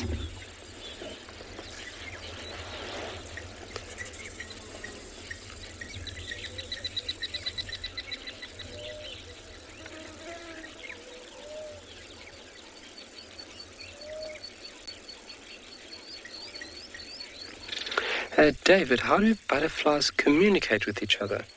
So if you look at a butterfly, the coloration is very distinctive. And if you look at the eyesight of butterflies, they are attracted to color and as well as scent. So the coloration and patterning is very important, so that will be a form of communication, and especially when males are trying to ward off other males. Like these species over here, these species, the males will be territorial, and so communicating via wing beats or the flight pattern is very important, especially if you want to ward off a competitor or if you're trying to attract a mate. A lot of butterflies do something called hilltopping, so basically flying to a very high point and flying higher than your opponents, but flying in a very beautiful and almost like rhythmic pattern. So visually, I'm almost sure that they'll be able to communicate visually, but then via scent. Pheromones is also another way in which butterflies can communicate, and pheromones will be picked up with taste. This could be at the end of the feet or even the antenna, picking up these pheromone cues left behind. So visually and as well as chemically, butterflies communicate. Oh, did he get one? He didn't. Try again. So the persistence, it's got to pay off somewhere along the line. He's going to catch one that is just not quick enough, or one that is just slow off the mark. But I mean, the abundance of them, you can see there's no shortage of them.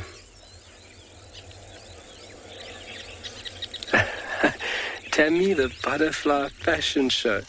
It is really a fashion show going on right now.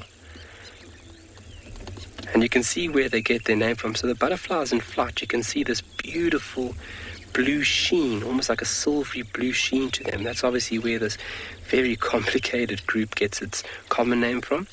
Oh, he got one. Oh, it slipped out of his grip. Yo. Wow. So that's where they get their beautiful sheen. But you can see that beautiful blue color is concealed once the butterfly is sitting and the wings are actually held together.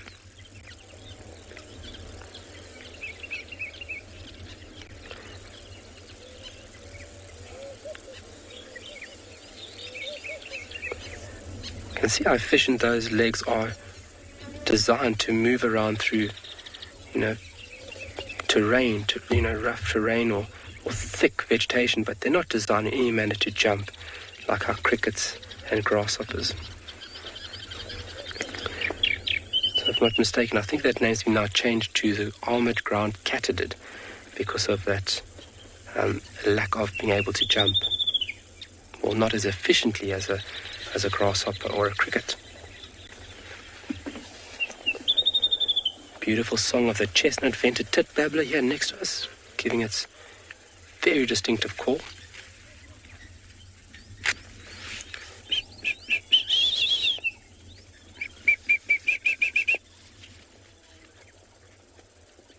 And it's such a treat just to sit and observe insects like this. But we're going to continue, we're going to leave this site, but for now let's send you over to Steve.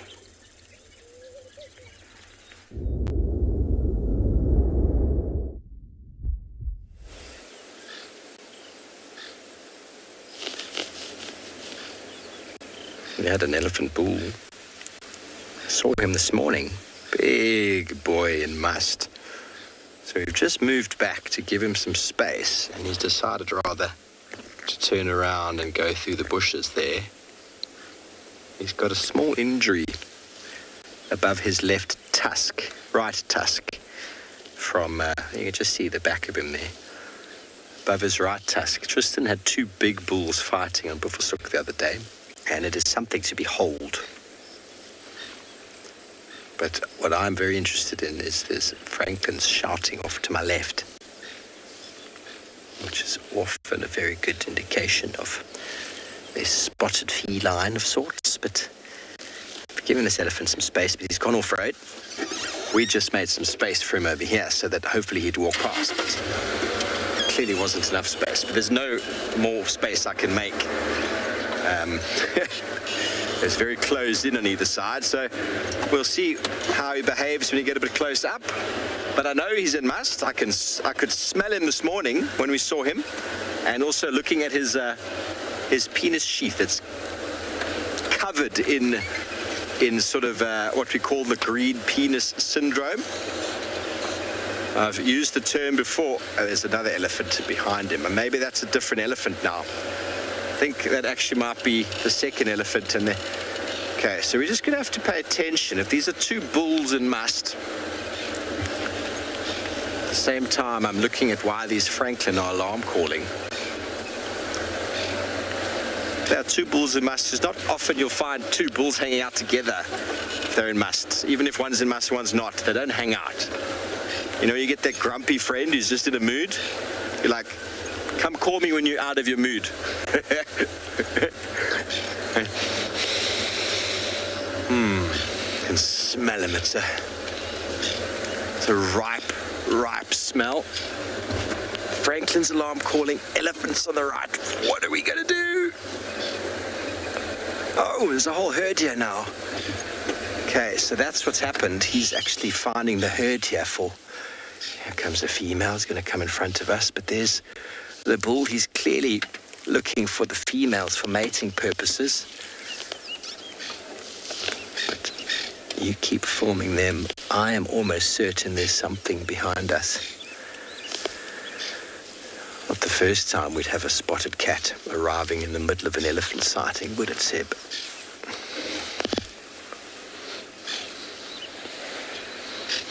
Oof, hello, Charlie. You want to know how long he'll be in must for? Well, he's a big boy. He's a big boy. So the big bulls, they can go into a sustained must for 2.5, 3 months, where all they want to do is mate. They don't do much feeding. They do a bit of drinking because they lose enormous amounts of liquid. But 2.5 to 3 months, if he meets a bull who's in must as well, the two of them will fight, which is what Tristan said happened the other day. And I'm almost certain it's the same guy because we found him in the same place this morning on Buvasuk where we were. And now we found him down here, but that injury on his face, can't see it from this angle, but it's quite characteristic. He's a big fellow. So he will go into must for a period of time, and the bigger of the two will outcompete because they're both in must. Strength is everything, and strength often comes in from weight, and those tusks are vitally important. A lot of people say, some elephants have got big tusks and others have got small. When it comes to a fighting battle, two elephants of the same weight, the one with the bigger tusks will outcompete the one with the smaller tusks generally. And that's how it's worked. That's how the genetics have worked. And that is how the big tusk gene is passed down. Because it obviously favors the bigger and the thicker set of tusks. Now that Franklin has stopped alarm calling. I've been trying to spy over Seb's shoulder to see what it was calling about, but there's no off-road driving, everybody, and it's very thick back there. As you can see, it's just swallowed an entire herd of elephants that once again are feeding in the silver cluster leaf line. All that female fertility elixirs and the like that are needed this time of year. But we've got a very cool bird in the road, nonetheless, standing in the shade, a nocturnal bird that we don't often see in the daytime. And there is a nocturnal bird called a bronze-winged courser.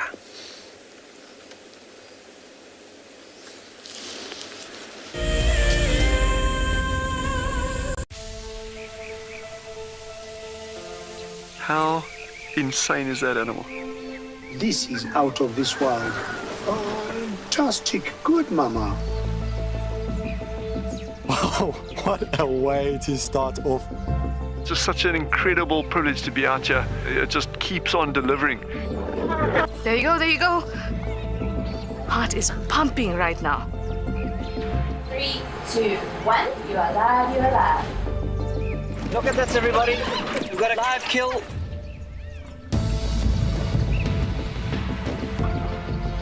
The cock's holding the tail. It's holding tight. Lucky wildebeest. There's nowhere to go.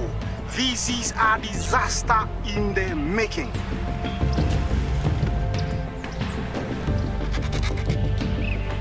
This is the first leucistic zebra I have ever seen in my life. Oh, here comes a lion. Run, little guy. Go on. Something that I have never seen before in my entire life that you are now watching live. My heart is in my mouth, everybody. Look at this. It's gonna make it. It's going, it's going.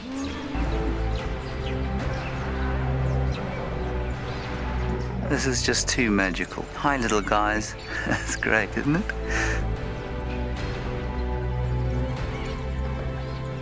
Has it just pretended to be dead? That is the coolest thing I've ever seen. Look at that. Scuba Steve has got a friend. You got a friend in me. It couldn't be a better morning. This is just too special. Oh my goodness, we've got a turtle. How epic is the fact that we're coming to you live from the Chobe River? It's the most incredible feeling to be here. This is live and we're in Rwanda. This is a very, very different adventure, charged with emotion. Look at that little zebra about to be born. There's the head. Oh, you clever mare. Well done.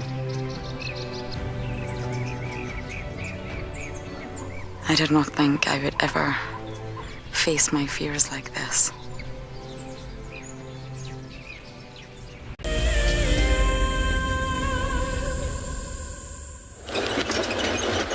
Welcome back, everybody. We are heading up to Buffelshoek now.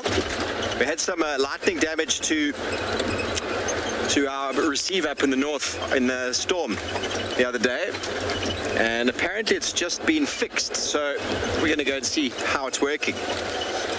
We're very close to the boundary. We'll be in Buffelshoek in a couple of minutes. So that's exciting. Give us opportunity to get up to the north again, up to the big dam systems up that side. Oh, that sun got me. Ooh. Seb, am I going straight? Am I going straight, bud?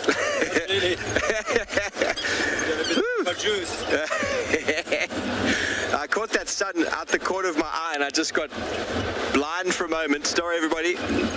I'll be all right. I shall live to see another day. Okay, so that male elephant has walked down this line here. Let me see if I can show you what he's done. There's another elephant. He's checked this herd. And I can tell why he's walked here, because there's big elephant tracks on the left, and there's that trunk that's been moving along the ground, because he's trying to smell the females that obviously are in breeding readiness. And here is a couple of elephants feeding off of the termite mound. Let's just sneak up a little bit more. There we go. That's okay, young boy. Oh, here's a young lady. It's a young lady. Very pretty young lady. Is that some tasty grass growing there on the termite mound? It must be. Very juicy. Lots of nutrients. We know that the termites recycle all the nutrients back. So you'll often find that the termite mounds are favoured grazing sites around South Africa, I'm sure across the world, in parts of the sort of western parts of South Africa into the Namib, even the Kalahari. There's sort of evidence from the air of where the termite activity is, because not many of them produce mounds like this, but they could produce heveltjies or areas of nutrient decomposition or recycling that is very visible from the air. She's a mountain climber. Except, you remember you were with me when that elephant fell off that termite mound? Oh, yeah. We had an elephant of about this age, I think it was a boy though, that was trying to do a bit of a scratch on a termite mound of about the same height as this one. And it rolled down, and it did a complete over the side roll. It made an enormous noise as it hit the floor, and then stood up as any human youngster would do and looked around to see if anybody saw it. And I actually think I wet myself that day. I did, well and truly. It's not funny if nobody sees. How many times have you fallen and nobody's seen, and you stand up and, okay? Oh, that brings back some funny memories. And remember, that termite mound was completely devoid of vegetation. Oh, there she goes down. It's okay, Mama. Everyone's saying it's amazing to see elephant on the termite mound. So they can climb, everybody. Don't let that fool you. They can go up. They're not very quickly. They come down a lot quicker than they do going up. Okay, well, we're going to head up to Bufosuk and see if everything is working up there, and then we send you back over to Djuma and Lauren.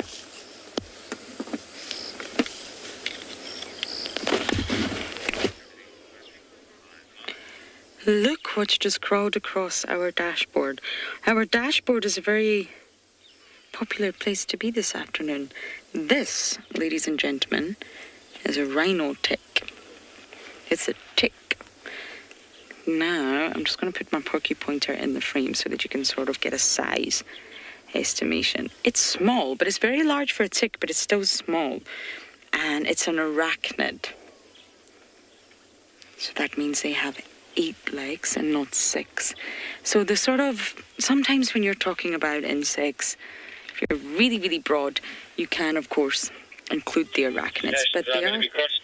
Oh, Steve's gone into Bufosuk, everyone. It's a separate class. They are all in the phylum Arthropoda that I mentioned earlier. But this is a tick. I think this is a male. The males normally have lots and lots of spots, like a ladybug, the reverse of a ladybug. And the female only has 1 spot. And they attach onto rhinos, which is exactly why they are called rhino ticks. Which is unbelievable. That's why they're much larger. And of course, they're specialized. Rhino skin is very thick. Unbelievable. And it was questing. Questing is what ticks do to find their host. We go back to that sensory thing. Not all of them have eyes. Lindy? Mindy, you're saying yuck. No, I do know that many people don't like ticks, and I completely understand why. And they are unpleasant to think. They're parasites. It's not nice to think of something on your skin sucking your blood, but they are really essential to the ecosystem. You've sort of got to look at it from that point of view. And when the male and female mates, the female actually gets much larger. She grows in size, and this is because the eggs, of course, are developing inside of her. And then she lays the eggs on the ground. And as soon as the larvae hatch, goes back to the larvae, they look for a host, and they do this by questing. And that's when they put their 4 legs, the very, very front legs, both of them up, and they're searching for a host.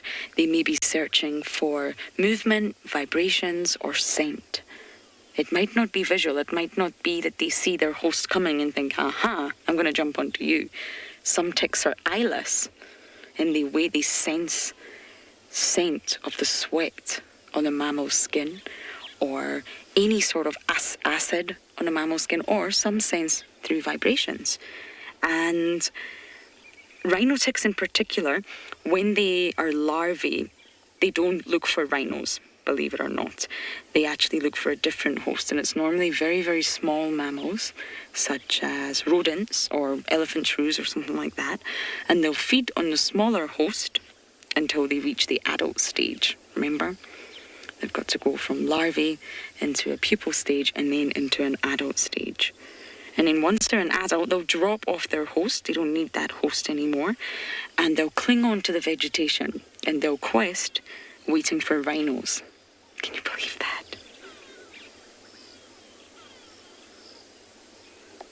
Wow. So to be honest, we don't really have much to worry about with rhino ticks. Our Lara Moore, yes, it looks like a crab. Crustaceans also belong to the phylum Arthropoda. But yes, it does look like a crab. They've got a really hard exoskeleton. And yes, completely crab-like. Have any of you ever seen the Japanese spider crab? Darby, have you? Nope. I suggest you Google it. When I was at Glasgow University in the museum, they had a skeleton of a Japanese spider crab.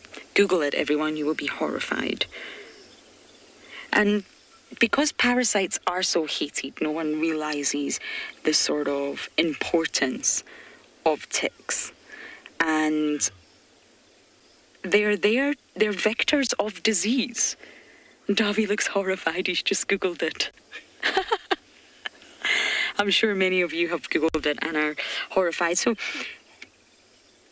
they are vectors of disease, yes, absolutely. They pass it on. And this helps control wildlife populations. So they weed out the weak. They weed out those sort of species or individuals, that they don't want continuing on their bloodline. Look at this shadow. The tick shadow looks terrifying. My goodness. And they prevent the weak individuals from passing on their genes. And that's what it comes down to, survival of the fittest. And without diseases, areas would be completely overrun with animals who otherwise would have become ill and dead. It's control. It's nature's way of control. Yes, when humans are thrown into the mix, things get messy. But an ecosystem without any humans, disease is there to control populations. They're also a fantastic food source. Ticks, not for us, ew, but for reptiles, birds, oxpeckers, amphibians. They rely on ticks for food. And ticks are generally used by scientists as an indicator of an ecosystem's overall health and stability. So an increase in tick populations may indicate a decrease in the predators of small mammals.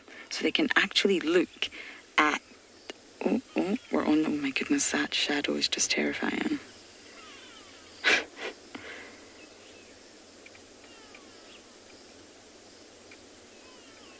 I do not know where this tick came from.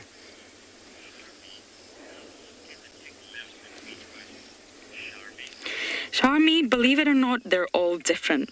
Now, there's actually a tick known as the eyeless tick, and they will wait 18 years before they jump on their host. They quest like this, just looking for their host, 18 years before they get, we're back in the game. Yes, and that allows them ample time, really, to meet the mammal, drop onto the victim and gorge himself on their blood, which is not too pleasant, I know. And then the eyeless tick is ready to, of course, lay her eggs and immediately die afterwards. So not only do they not have eyes, they wait 18 years. So I don't know where this tick is going. I'm a little bit... Where did it go? Oh, here. There we go. It's not going to cling on to me, but, one must be careful. So in answer to your question, it depends on the species. There's so many different species of ticks. Some are large, some are tiny. And the scientist that I regularly refer to, UX Cool, he talks about umvelds and an animal's umveld, if you like. And when he's talking about the eyeless tick, he says, maybe her simplicity is her strength.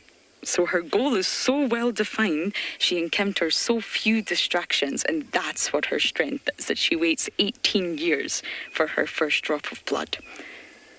There's so many different species of ticks, and they're ectoparasites, and many people think they only sort of use warm-blooded animals like mammals as their hosts, and that's incorrect. You get really specialized ticks that use reptiles as their hosts. There's a South African tortoise tick. You also get ticks on snakes. I think we're going to have to remove this guy just in case he ends up somewhere I do not want him. Then we're going to head to the hyena den, and you guys are going to head to Tswalu.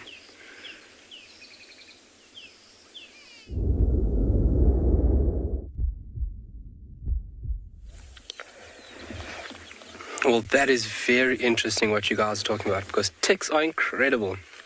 Obviously, we don't like them, but they can be very specific, and very specific where on an animal certain species would like to inhabit. Whereas in these guys, on the other hand, roaming around for any type of matter. And there is 3 or 4 individuals here that are feeding on the remnants of other ground katydids. So you can see they are not fussy on what material is available. Plant matter, I've seen them eat seeds, I've seen them eat flowers, leaves, and then as well as each other. and where those movable external mouth parts are going to work now just by chomping and breaking down pieces in order for that insect to consume.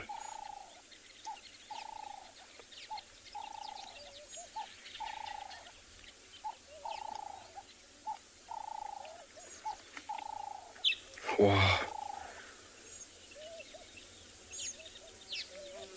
So on the question that was asked earlier about the butterflies and how they communicate, so yeah, by visually, and as well as pheromones.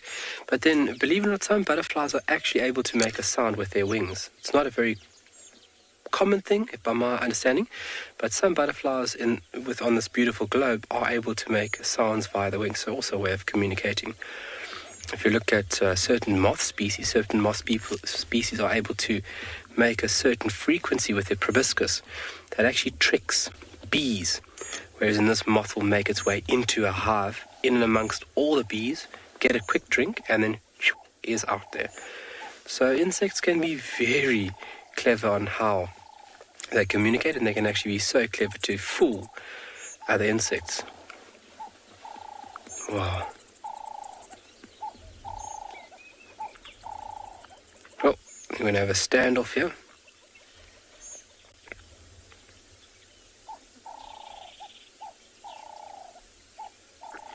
Oh, here we go.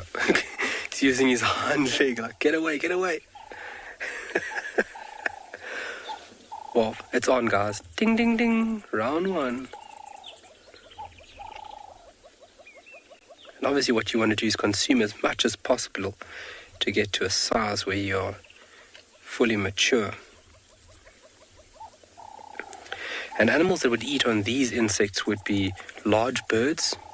Definitely large birds will consume these. Whoa, we've got a full-on fight going here now.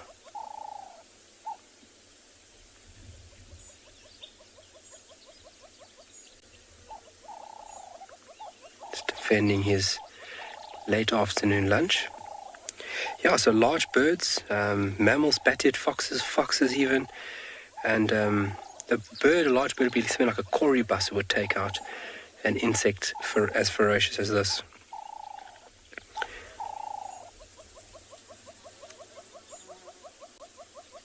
Wow.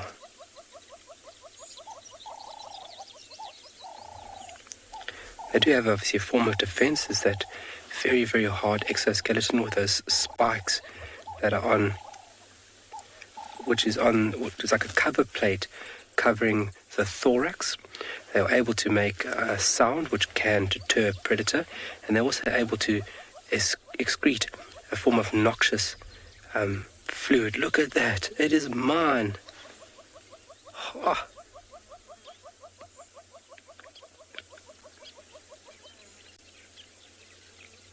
You can see how they don't want their opponent anywhere near that prized item. It's just using the one leg. Hey, hey, hey. Wow.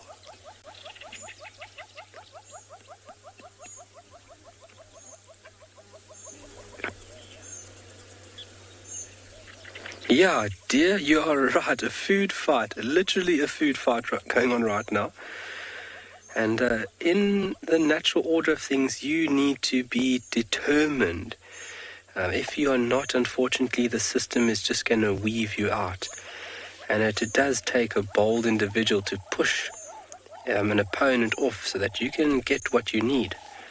There's no room here to be in second place. You need to give all that you have got, basically.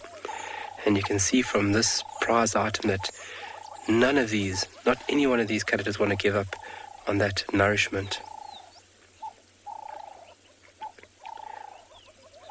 So those long legs being very efficient at deterring weapons right now. Oh, here comes somebody else. Three's a party, eh? Oh, he's got something there on the top right-hand corner. He didn't have to get involved. He found a little morsel stranded, so he thought he would help himself and let the two chaps on the left continue what they're doing. So look at those mouth parts going to work, and they'll consume that whole body. And obviously those jaws need to be strong enough to break down the exoskeleton. And obviously the visceral mass is taken in very, very easily.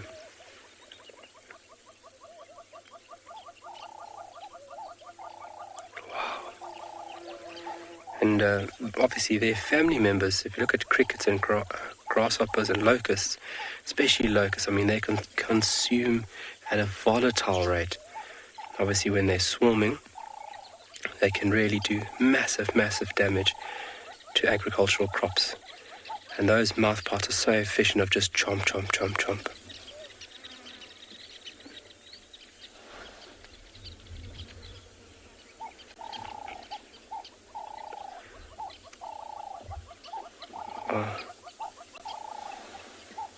In the background you can hear this tock tock tock sound. Yo!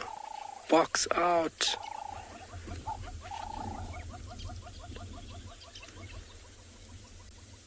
No, that larger one definitely has got the upper hand here.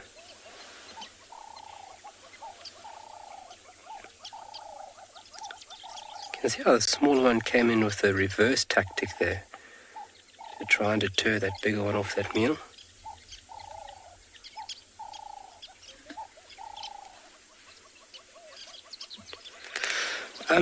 Jerome, could those legs do any damage? So at the end of the feet, they do have little hook-like appendages. They almost look like grappling hooks.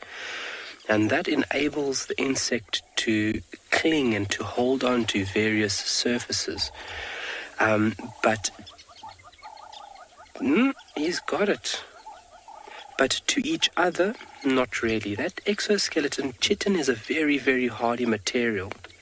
And just by using the feet or the end of the foot to try and deter an opponent would not inflict any serious damage onto it. It could just be more of a, not serious damage. Oh, here we go. Whoa. Sure. Well done. Definitely has not got what it takes. Oh my word. Things are really getting heated up here now. Size would be a massive factor on how an individual would win here, definitely. And then I think just sheer determination.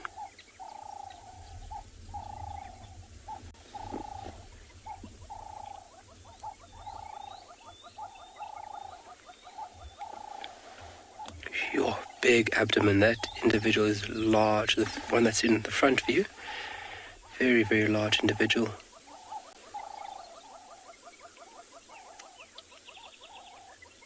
Oh, here we go. Oh, look at that. Size is everything, eh? When it comes to fighting off opponents on a carcass like this.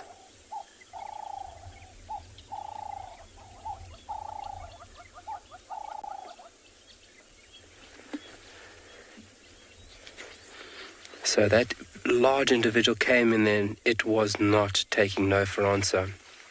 And you can see how the leg, it must just be very, I don't know how to explain it.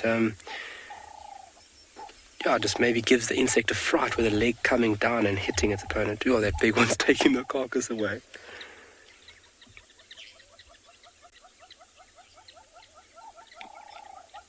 So the size of that individual coming in there with the aggression that it had, you can see those two other individuals now have decided to move off, and he's going to enjoy that meal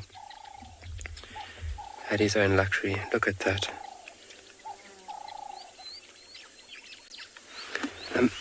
Morgan?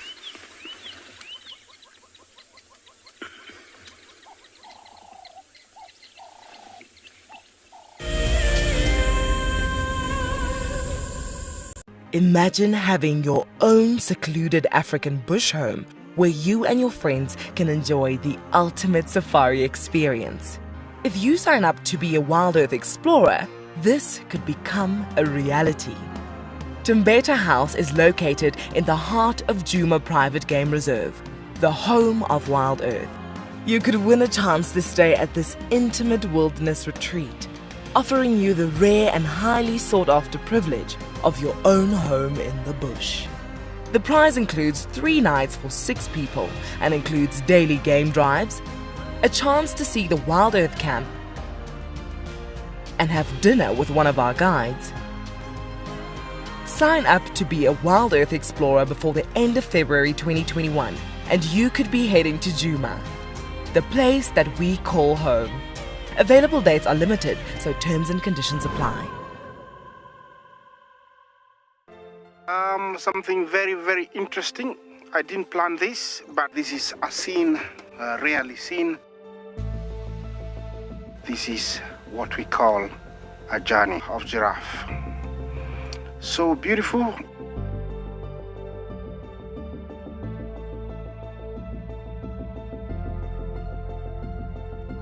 Tune into WildEarth every single day. It's in your nature. When on safari, there's nothing better than an evening spent under the stars chatting around a fire, with the sounds of the wild all around you. If you sign up to be a WildEarth explorer, you can build your own memories by joining our guides for regular fireside chats. Subscription payments can be made by PayPal, credit card, and now bank transfer. WildEarth Explorers, it's in your nature. In a world full of upheaval, we all need a quiet and safe space to breathe. A place where anxiety and stress don't exist. A place where life carries on as normal. Escape to nature with WildEarth.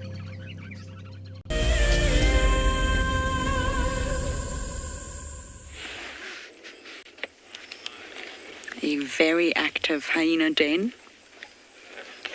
Miss Ntima has got her little one. Davi got a little peek at it.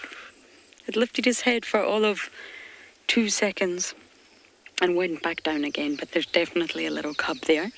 All the cubs are out. Ribbon's here doing her motherly duties, and Comet's around. And Comet was actually around this morning. I got it wrong. It wasn't Ntima, it was Comet. Thank you, Michael. I don't know how I got that wrong. Comet is blind in one eye. You can see he has a, I don't know if it's missing or seriously damaged right eye. But I got it wrong. But Ntima's definitely here right now. It's not Comet. And I just hope we get another view of this little cub. And I have no idea how old it might be until we see the full body size. Only then can we really, really guess. I think it's still very young though, and I think Ntima might have brought it to the communal den slightly earlier because, well, she's high ranked. It's her first time.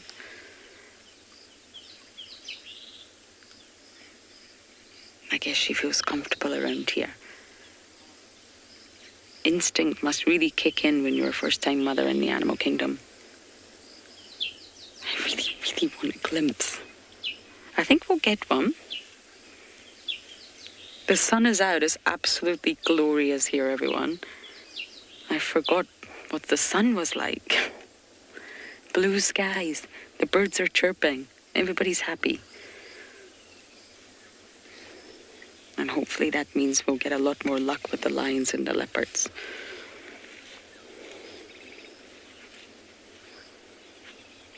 We saw Ribbon stand up as well, and she's standing well, in case you wonder what I mean. She had an injury the last time I saw her. It was quite a bad one, but she seems to be absolutely fine.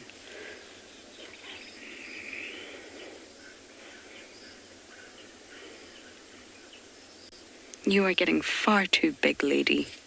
Please stop growing.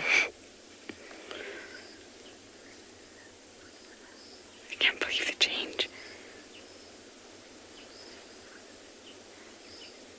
They start to look really awkward, the cubs. They get to a stage where the legs just look too long for the body, and they just look... Oh. They just look really, really awkward.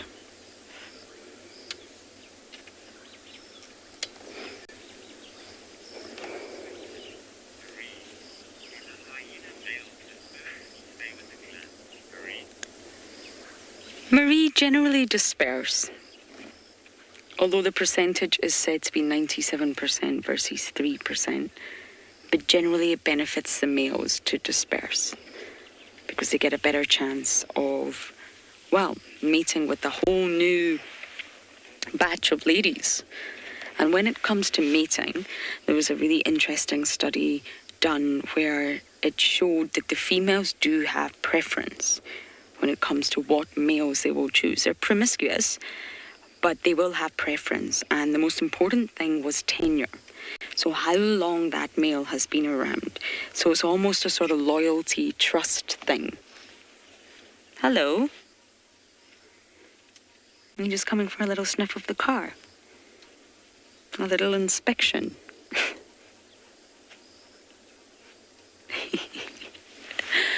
Just too sweet. I don't even think about looking at my shoes. And I will finish that question in just a moment. But for now, we're going to send you guys across to Pride Lands.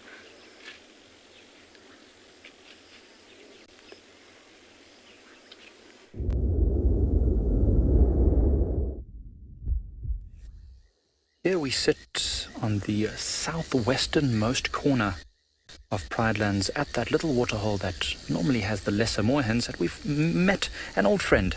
There's Tungsten the buffalo, sitting patiently in the water, trying to stay cool on this incredibly humid and hot day, with his old tongue hanging right out of his mouth there, as you can see. Still able to use it.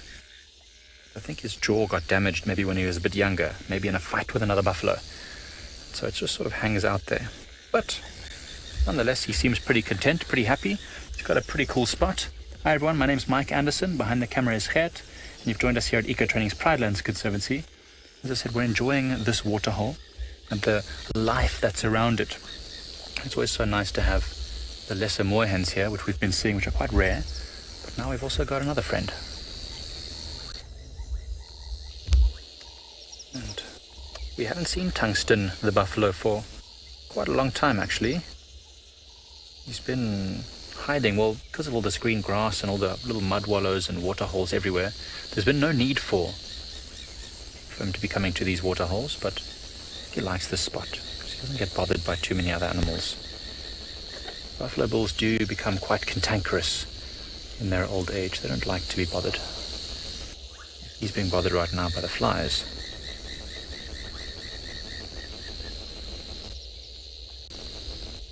There's a lot of mosquitoes around as well. All these water holes are breeding grounds for all sorts of small creatures. Many waterborne insects, maybe even mosquitoes bothering that buffalo in his ears. So he just keeps rocking back every now and again to try and chase them off. There was a yellow-billed oxpecker sitting on him a bit earlier, but I think that bird is probably headed off to wherever its nest hole is. I know, I'm also excited to see Tungsten. I'm glad you're all enjoying that he's back. I haven't seen him for a while. Tungsten is one of the originals from Pride Lands. Way back when we first started, we discovered Tungsten as well as Kumo, the elephant bull, we haven't seen for a while, and Limpy, who was around camp a few days ago, which is super nice to see again. Limpy the elephant. Kumo is still around. It looks like there's a piece of vegetation stuck under his tongue. I wonder if that's what he's trying to get out. You see there's like a... No, he's definitely been bothered by the flies, but you can see there's a bit of green stuck under his tongue. Oh, the Tungsten, yes. You are a handsome devil, aren't you? Must be a real hit with the ladies. Perhaps that's why he's here. He's just trying to avoid all the females. You know, they pester him too much.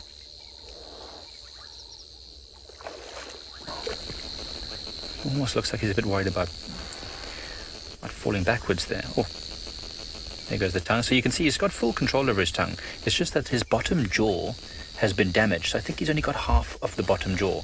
And so there's no base holding his tongue in. So it just kind of flops out of his mouth. But it hasn't stopped him eating. He's in great condition.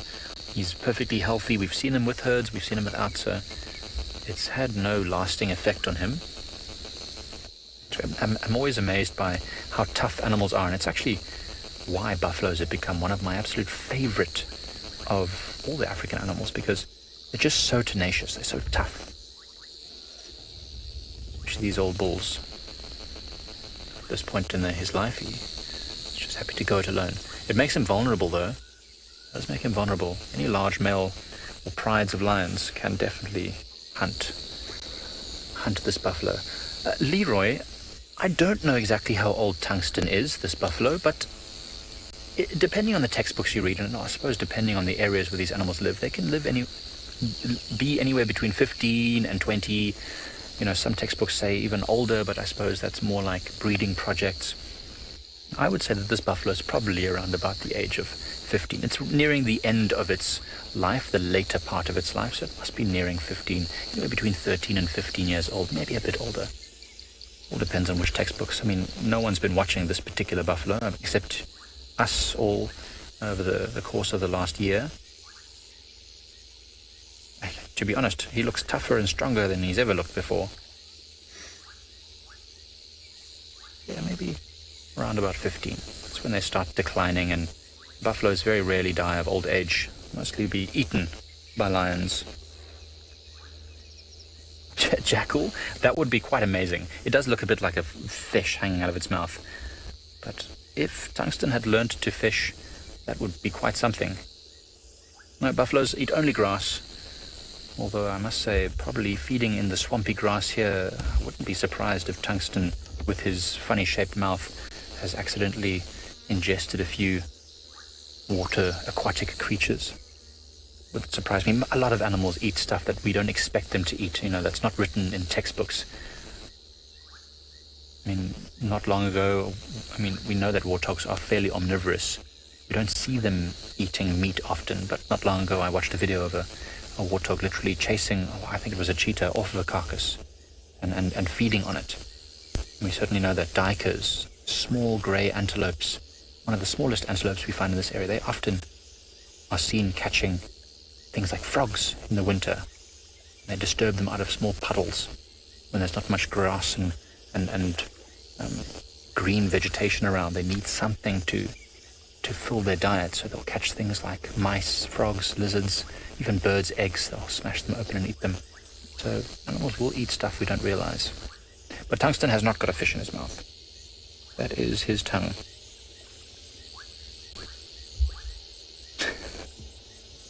I wonder if it ever gives him a fright. Kind of just hangs out there. It has a mind of its own. He's sort of missing a piece of his tail as well. He's lived a tough life. He's definitely fought off a few lions, I think.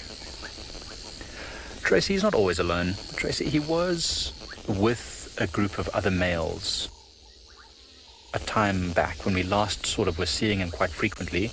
He was with 7 other male buffaloes, all of a similar size and age, all older bulls that are probably past their prime, no longer really necessary to stay with the herds, not really breeding anymore. Necessarily. They could be, not necessarily. But we haven't seen him with other buffaloes for a while. I actually haven't seen him for a while. This is the first time I've seen him for, many weeks at least, so maybe he's just been keeping to himself. Oh, there's something else next to the buffalo, just to the left of him. I thought I saw a terrapin maybe in the water. Oh, and there is our lesser moorhen. That looks like the female. Very yellow bill, kind of a brown color. See how it's just swimming across the edge of the waterhole there, looking for any insects. Remember, everyone, this is quite a rare bird. You don't often see them. And it's only now, because of this extremely wet season we're having here in the Lowveld, that we're seeing them. There's a number of other birds that we're hoping to see. Corn crake might still be around, as well as a Balon's crake, which was reported recently. All 3 very rare and unusual birds. And in fact, in this very waterhole here, there's even the possibility of a dwarf bittern. Another very rare migrant to the area, especially in wet seasons. You're just snapping up little insects from the surface of the water. And they'll dive into the vegetation, where I'm sure somewhere along the banks in this thick vegetation there is a nest. I'm almost certain that they'll... Oh, what's that? Did it just chase out? That's not the lesser moorhen. Is that a white-faced duck? The white-faced duck was in there. It seems like the moorhen just chased it out of its little vegetation there. Get your own spot. It's interesting because the white-faced duck is far larger than the lesser moorhen. Oh, what have you got? What have you found there?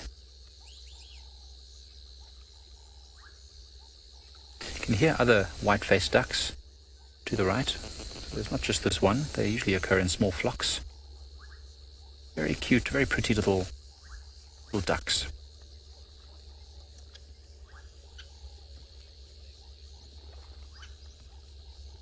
You can imagine that it is a first for a lot of you at home. It was a first for me when I saw it here in this pond in Nyati Pan. It's the first time I'd ever seen one. So for those of you who don't bird frequently, it will be a very good one to see. And there's another bird that might be a first for some of you. A particularly rare bird, but it's not always seen. The knob-billed duck. We can't see it right now, but it was sitting just behind that grass verge where the white-faced whistling duck just went. Tungsten looking extremely pleased with himself. I think his eyes are even closed now. He's just busy chewing the cud. Certainly not got his eyes closed. Mike, it depends on the water hole, I suppose. If it's a very small water hole, then the hippo might not very much like it for the buffalo to come there. There's lots of water at the moment, so I don't think there's too much reason for them to fight. If the buffalo approached the water and the hippo approached it, it might just stay away. In drought times, when water holes start to get smaller, we do see a lot more fighting over that resource. I mean, water is so important to many animals, so when a hippo gets chased out of the water hole by a larger male, the young males have to go and find their own spot, and you'll find that the buffaloes will fight with each other. The buffalo will fight with the hippo. Well, I'm going to leave this water hole for now and send you over to Ngala with a fish eagle.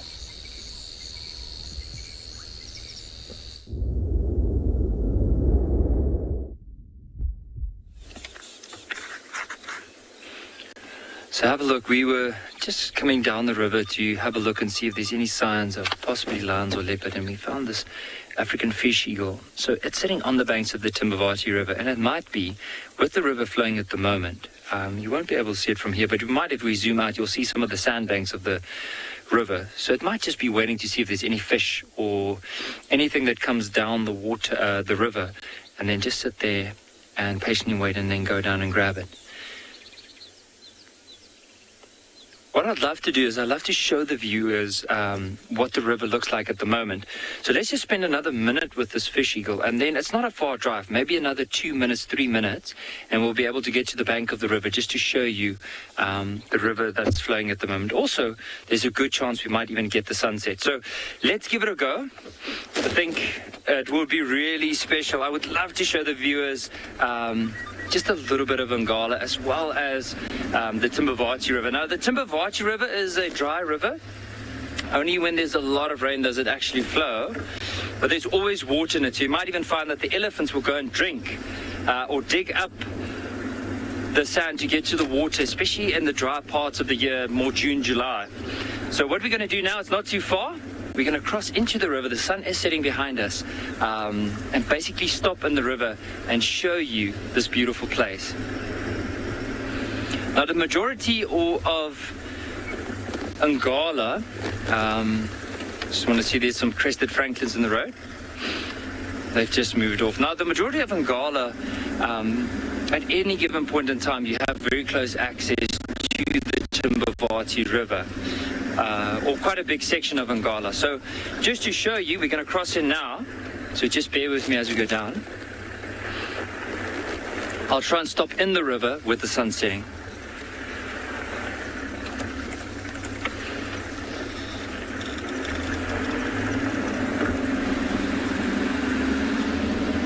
And who knows, maybe we can even see that African fish eagle.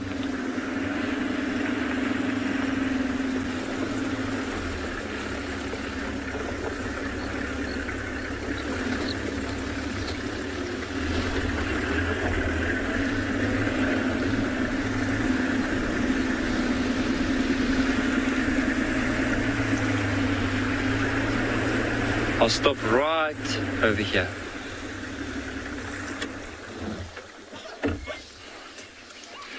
So So basically,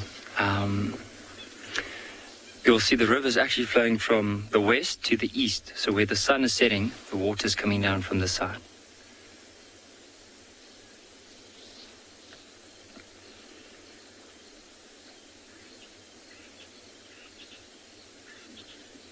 I'm trying to see if I can see that fish eagle again. I just want to use my binoculars. Maybe Owen and I can spot it again. I can actually see it, but it's going to be hard to navigate. But Owen, if you look on the other side, where you are now, let me just see with binoculars. Okay, go right of that, and then slightly up. Just try and go right, a little bit more. Okay, let me just put my binoculars on it so I can have another look. Okay, just zoom out a little bit, Owen. So if you go left of that now, or more right, sorry, more right. Right, and then go straight, a little bit more right, and slightly right of that. You'll see there's a tree right in the middle of the screen, and right of that top corner, I can see a patch of white. And you can see there's quite a few bugs between us and that fish. What it might be, I'm not too sure.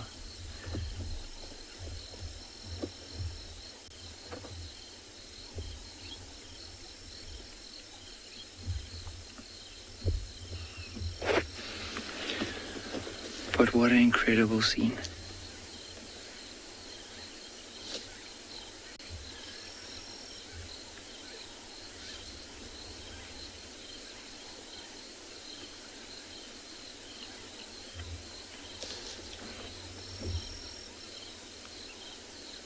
So just imagine having a nice table out here with a couple of drinks just to enjoy this.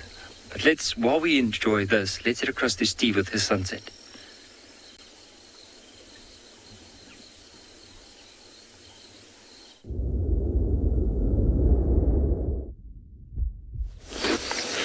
Welcome up to Bufosuk, everybody. Welcome up to Big Dam, right up in the north. We're very close to the Manyeleti boundary, and well, it is that time of day where the sun is setting in the west.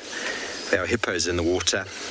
They might make some noise. The birds are chirping, and I'm going to allow all of you just a moment or two to just enjoy this wonderful scene.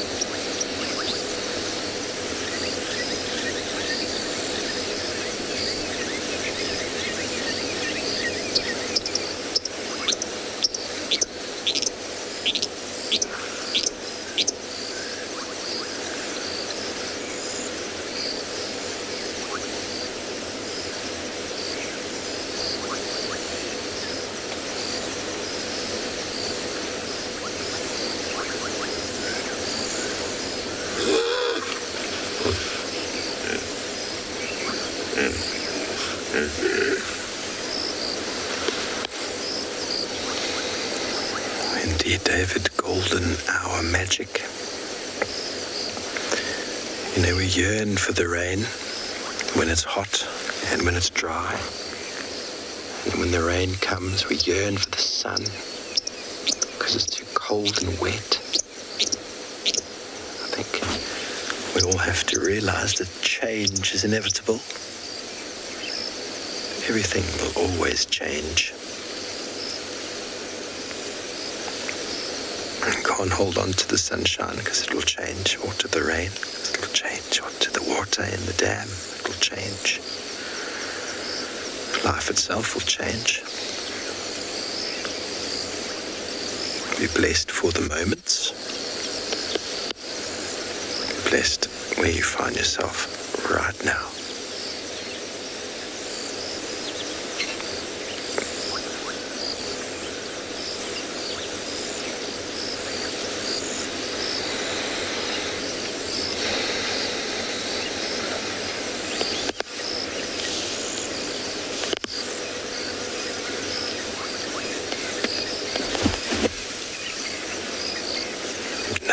Hippos make those sounds to laugh at my dad jokes. That's the whole reason they laugh like that.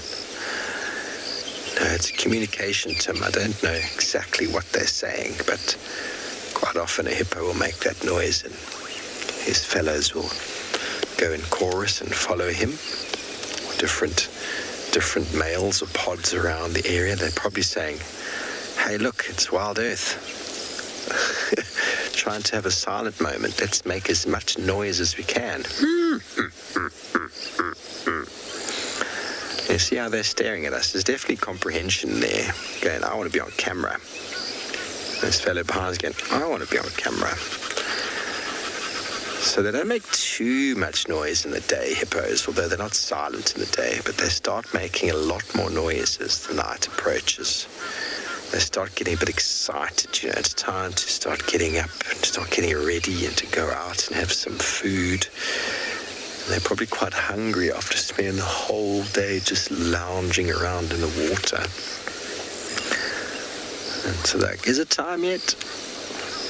And no one replies. Eventually they go, and then they all start doing that. And then I suppose they know, okay, it's time for us all to go out, to go feed on the long, juicy grass.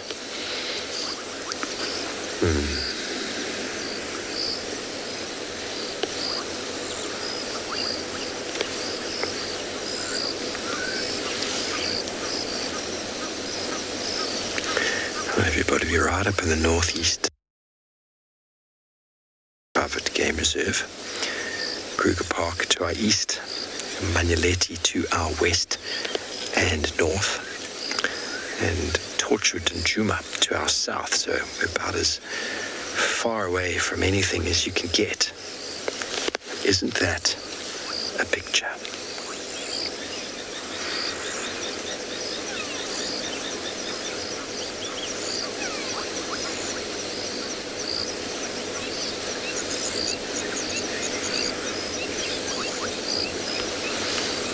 Truly beautiful, everybody. Well, these days, or sunsets just before stormy events and just after, are always the best.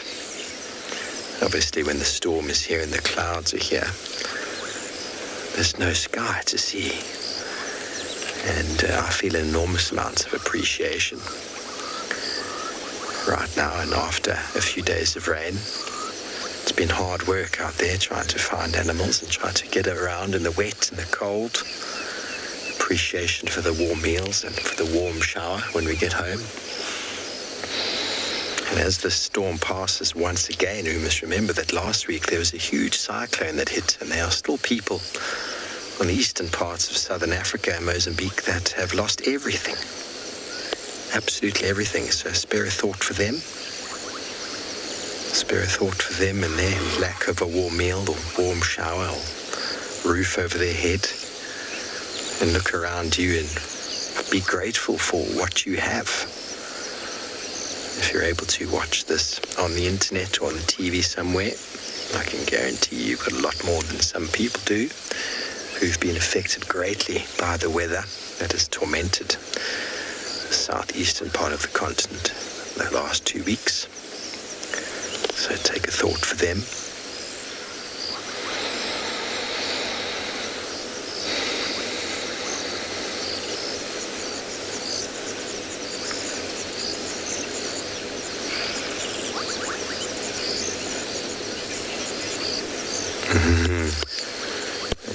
Alice, 5 years old. You want to know if there's a baby hippo there on the left, Seb? A little bit more up on the left is a baby hippo. There we go.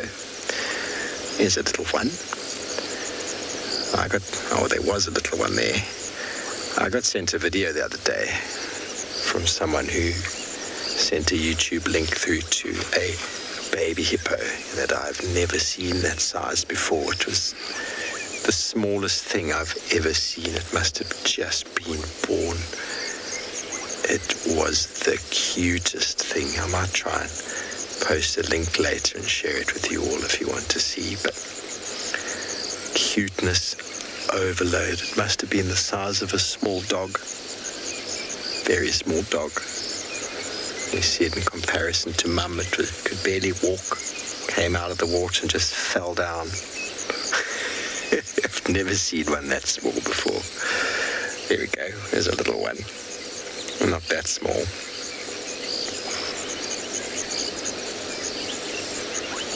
So it's an interesting time with the water that's fallen, where it's fallen, how some of the watering holes are overflowing. This one is not.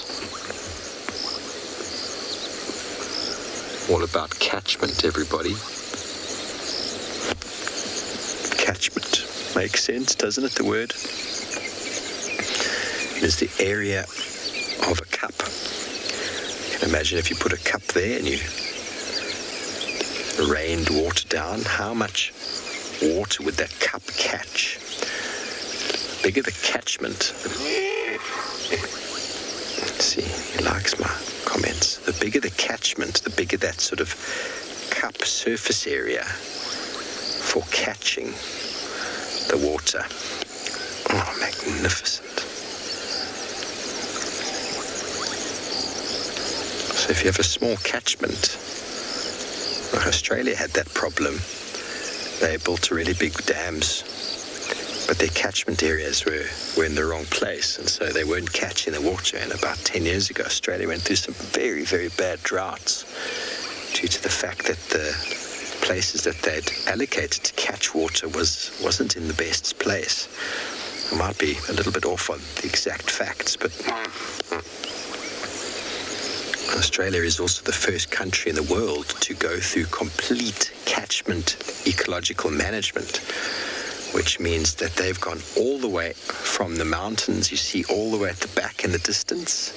That is essentially where the major catchments of the rivers are here. So their ecological management encompasses all the way to the top of the spring in the highest mountain, all the way to the ocean. So they are the first in pioneering full and exclusive catchment management. So hats off to them. While we enjoy this a moment longer, we're going to send you over to Tswalu Kalahari.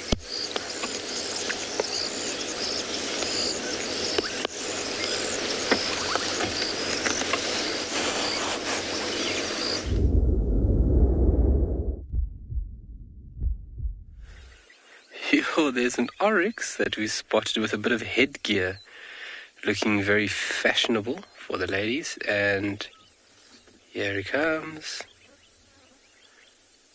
Oh, it is a he. Huh. It is a he. More than likely the individual is doing a bit of horn thrashing. It's normally when males are displaying their strength, also a bit of practice, and more than likely a bit of vegetation is just hooked onto his horns. Oh. Made him shy now. Come on. There's actually quite a large herd here. There's about 7-8 individuals. And they are so shy. Just to the right here. More. There we go. Fantastic. There's a few of them, but you can see the behavior of animals here in the West is that they are super wild. No antelope stands around and allows you just to look at it. It sees or hears you, it is going the opposite way. But lovely to see oryx, or as we call them, gemsbok. This is the southern oryx, and very easily identified with those long, straight, spear-like horns. See if they come out. They should come through that little gap. Let me maybe try and move back for us a bit, Morgan. Maybe we can. Are they coming through there? Okay, let me try and move that. There we go. Morgan do a great job here, trying to keep tabs on them. Yo, look how long that one's horns are. That's more than likely a female's horns that long. Oh my word. Look at that. That is an impressive set of horns. By length, that is very, very long. Average horn length, you're looking at about between 90 and 100 odd centimeters. That is exceptionally long.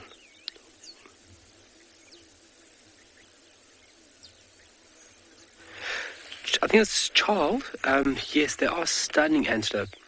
Morgan, as we stopped here, Morgan made the comment as well. They are just absolutely beautiful. Their markings are just so striking. And I just love that black and white face. Wow, those horns are very long. So this group is mainly consisting of females. We did see that bull with a bit of headgear.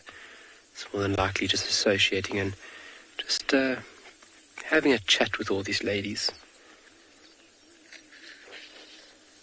And they come through the next gap. But that was a very long set of horns on that female. And they are very well suited to these hot areas.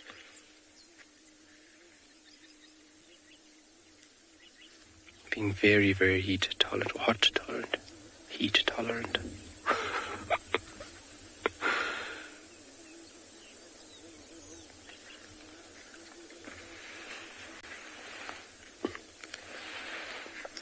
Barbara, do the markings on their face serve a purpose? So if you look at those beautiful black and white markings, it's definitely for recognition, for species recognition. But if you look at the marking, let's see if I can reverse quickly. Let's see if we can get another gap. You'll see that the black and white face is actually a line that runs straight through the eye, and it is actually in line with the horn. And I believe it's there to accentuate the length of the horn and to trick and fool predators.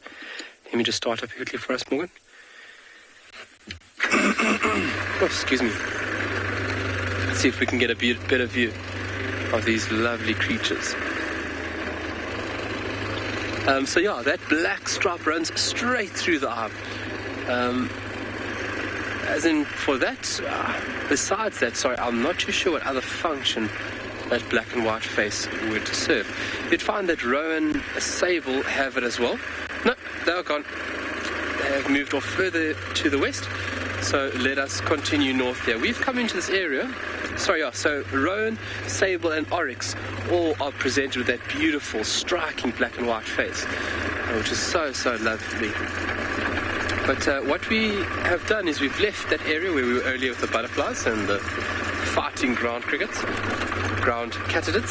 and we are in an area because another guy had spotted a cheetah, a female cheetah, and she was hot on the heels after a springbuck.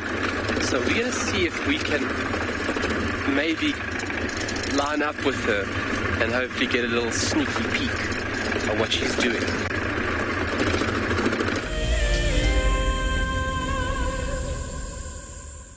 When on safari, there's nothing better than an evening spent under the stars chatting around a fire, with the sounds of the wild all around you.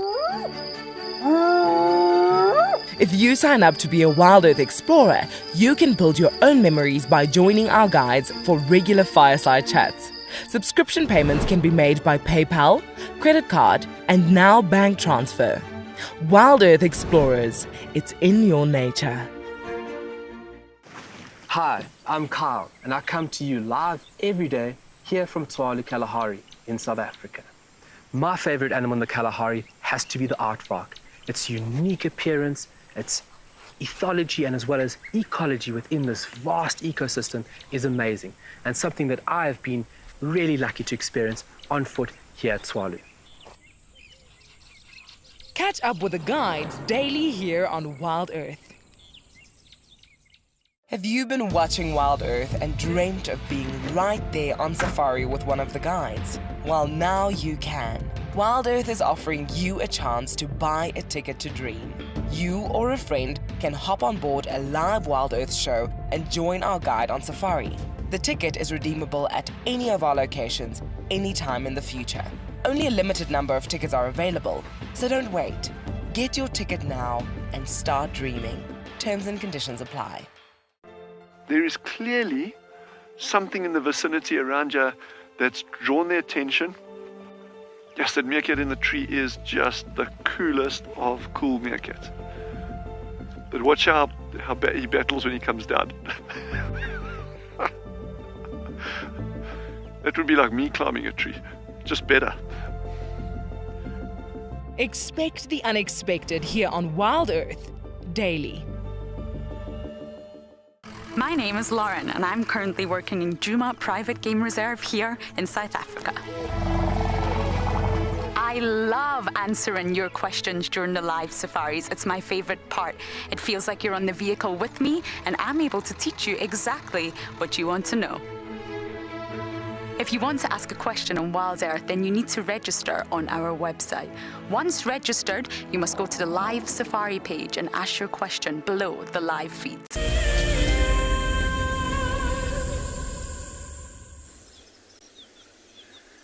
How beautiful is this scene? So we're currently looking at zebra, wildebeest, impala, and all of them are in this nice open area. Now imagine for any of the prey species, any animal that can be hunted by the potential predators, for them it's so beneficial to be in a nice open area because of the fact that they can see further.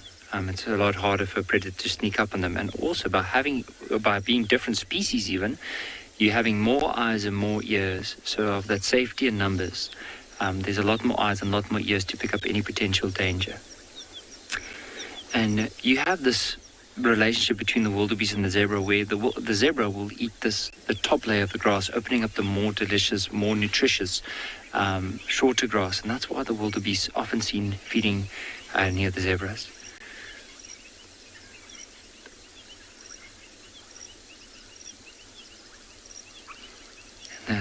In the background, you might just hear some frogs calling. And you can hear some babbling casinos. There's a ring-necked dove that's calling that like work harder, work harder.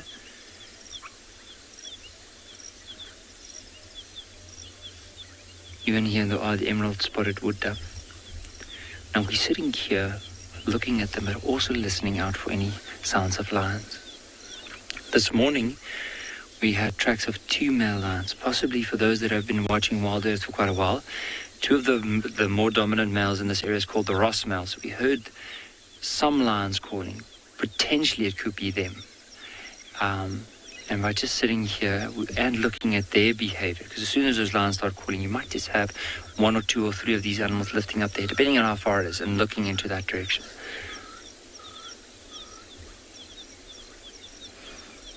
I do enjoy the colors of wildebeest. If you look at these ones, their whole shape resembles that of a hyena, how the shoulders like slope down towards the back. See those brindle stripes around like the middle,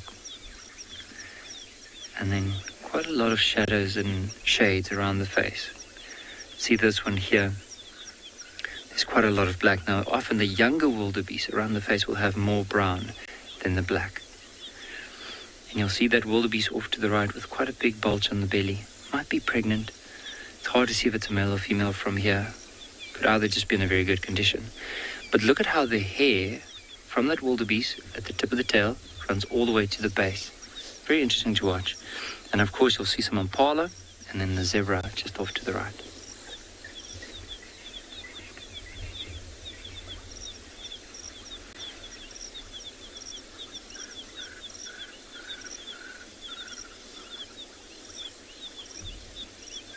And I agree with all of you. This is just absolutely amazing. And it's incredible to think, I mean, we're sitting here and we're listening to all the noises. And there's some zebras here, there's wildebeest, there's impala, but there's also potential of any predator that could move through the area. But if you look at their behavior, even though they know there's danger around, you can see they're still relaxed. And it might be because there's no wind. Often if the wind is blowing really hard, you'll see they're a lot more on edge. They tend to group together a lot closer. And maybe because of all the other species around, some of them are feeding and some are having their head up. So you can see the one on the left here is keeping its head down. The other one, heads up in the air. This female looks like she might be quite pregnant. That's a big bulge in the belly. She might be very, very close. Now, zebras are very similar to like the period, the time, their gestation period very close to that of a human being of 9 months. And it might be because of the size of that belly that it won't be too long before we'll see a baby zebra right next to that one. This one, the way he's standing, very proud. You can see also more stock here around the front and the back. So this is most likely the stallion. Looks like he's shivering, and all he's doing is just trying to keep rid of the flies.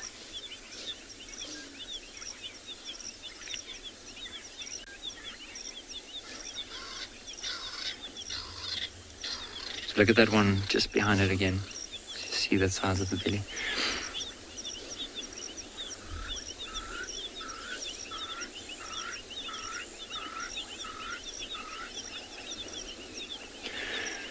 Stacey, it all depends on what predator.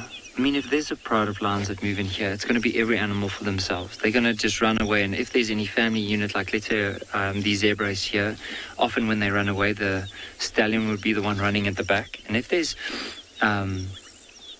if they eventually stop, they'll call each other and join up as a group again. But let's say a predator like a cheetah had to walk in here. Now, cheetah, because they're not the strongest of all the predators and they're more designed for speed, you might find that if they try to go for the impala, that the zebra could turn on them and start chasing them. And I have seen that before, where zebras chased cheetahs as well as warthogs. But there's, of course, no warthogs here. But you might find that these zebras, as soon as they try and get too close to the impala, that they could chase them. Now, cheetah's behavior, and this is just, I mean, it changes from one area to another. You might find in some areas the cheetahs actually hunt at night. But in some areas where the other animals, like if there's high numbers of lions or hyenas, leopards, that the cheetah tend to hunt in the day when those predators are least active or when they're not moving and they're resting.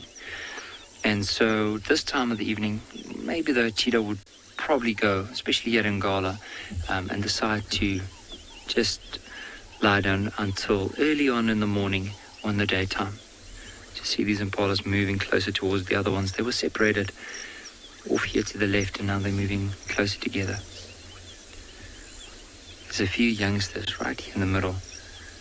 You can see these two here, a lot smaller in comparison to the others.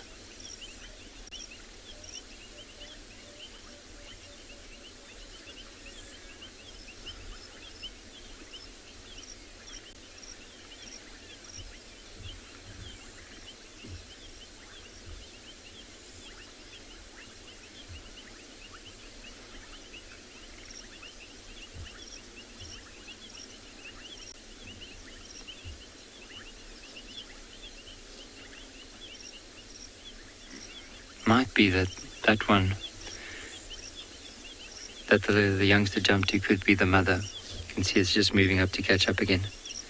It's so interesting whenever the younger ones split up from the rest, they have this grunting sound that the youngsters make. It doesn't really sound like an impala, and then all of a sudden the mom would respond and they'll join up. Especially in a big herd where I'm sure they could easily get confused by the sheer number of individuals, but they eventually find one another again.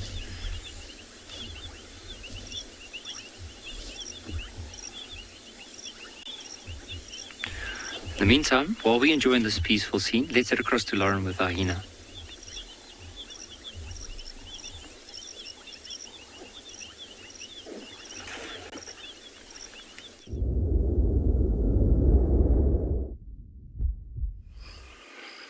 Now it's quieting down here at the hyena den, and Tima left. She got a little bit startled. She left, but Ribbon's there, of course. Well, just being Ribbon. And sadly, our infrared light is not working for some reason, and therefore we won't be able to stay here much longer. It's getting too dark. Although it's still light compared to yesterday when it was very overcast. But of course, we don't use any artificial light on the animals.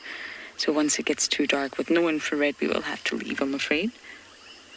We got a brief glimpse of the cub, but it was almost just too brief. It's still very much in the stages of staying inside the den. And Tima keeps it very, very under wraps. She plugs that hole, if you like. They're all very good at that. And it's not quite mobile enough to start exploring. So it pops its head up, but only for a mere few seconds. And then it goes back down again. So just to wrap up what I was saying earlier, big stretch. Oh no, we're walking off. They must have heard we don't have infrared. No, we're just finding a better spot. That makes sense.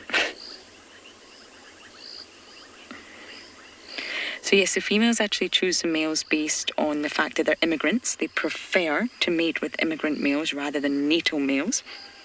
Natal males are those born within the clan, the community, and this is most likely a prevention measure for inbreeding. They prefer males, believe it or not, or maybe even amazingly so, of similar ages. This is what the study showed.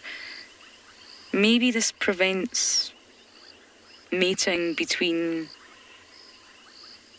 relatives, I'm not sure. But they prefer mating with males that are a similar age to themselves. And females show great preference for submissive males, less aggressive males.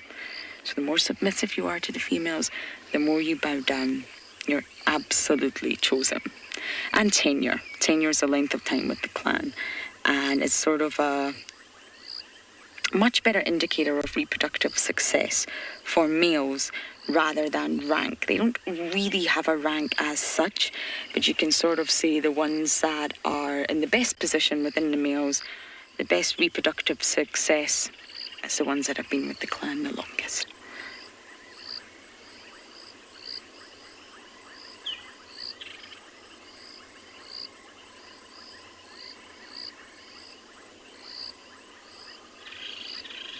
It's called endurance rivalry, and it's basically the dude who can stick it out the longest, who can stick out the abuse from the females the longest wins. And that's what it comes down to when we say tenure, endurance rivalry. I think it might be getting a tad too dark here now. I'm not sure you'll be able to see much at all, which means we have to leave the hyena den, I'm afraid.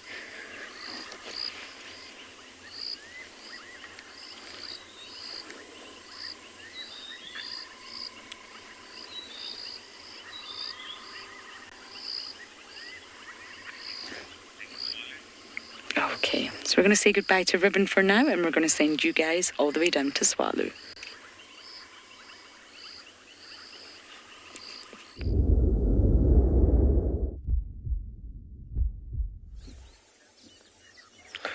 Well, I think the words are not needed here. The picture speaks for itself.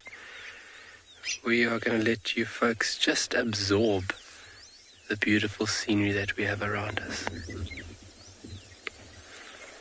for a few minutes.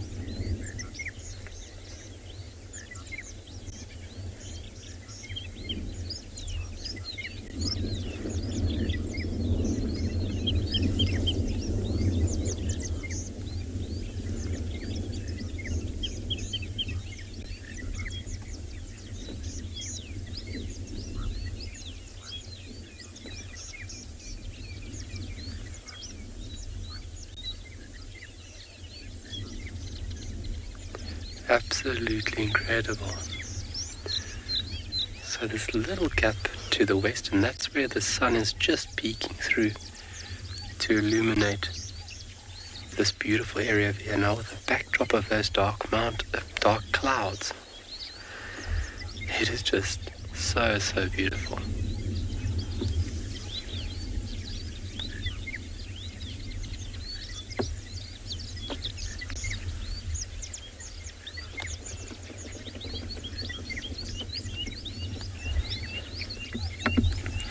You can see the exposed parts of the dune crest. Nice red, rich red earth exposed there. And then besides that, the grass and the vegetation is just dominating.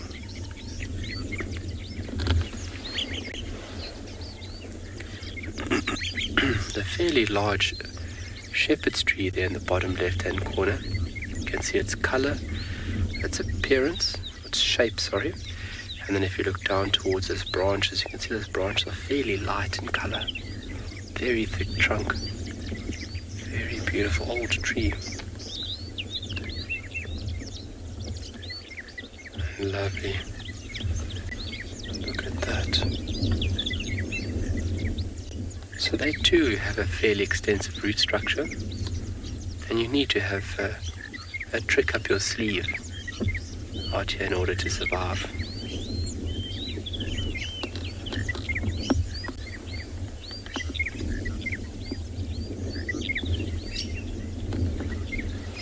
Taking moments like this is very important for the body, mind, soul.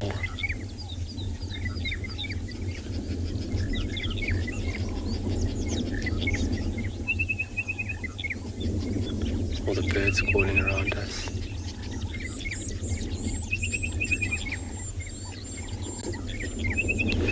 But yeah, guys, great comments there. Tswalu is very unique. Think about the geological features within Tswalu, the different vegetative groups, obviously allowing this beautiful open platform for nature just to go absolutely out of control. But I find the thing that's, constant reminder every day is the scenery. Because when you drive around Tswalu, we don't have the density like other places, like Djuma and that. They do have, I'm sure they do have a fair bit of density, but if you look in the western arid regions of Southern Africa, you'll find that animals are sparsely set. So over the past couple of years being here, I've really tapped into just looking and enjoying the landscape. Because it is the thing that you see the most out here. And obviously you've got to work to find animals, that's great. But having this to look at is just a privilege, and is very unique.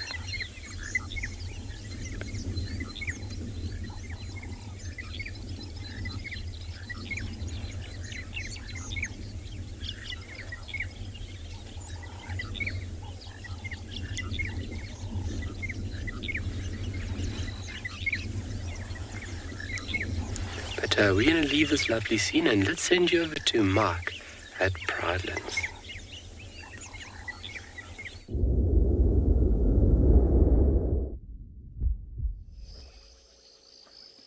Look what we have here. We were on our way home to the HQ to close down for the evening. We bumped into a single lioness here on Marshall Road.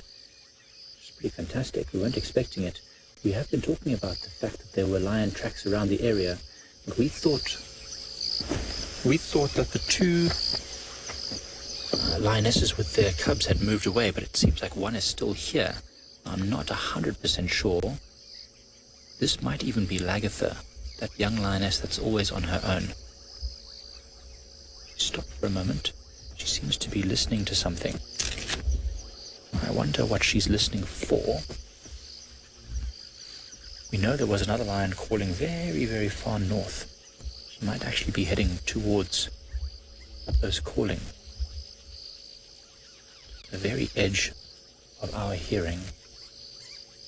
This lion will be able to hear it much, much clearer than we can.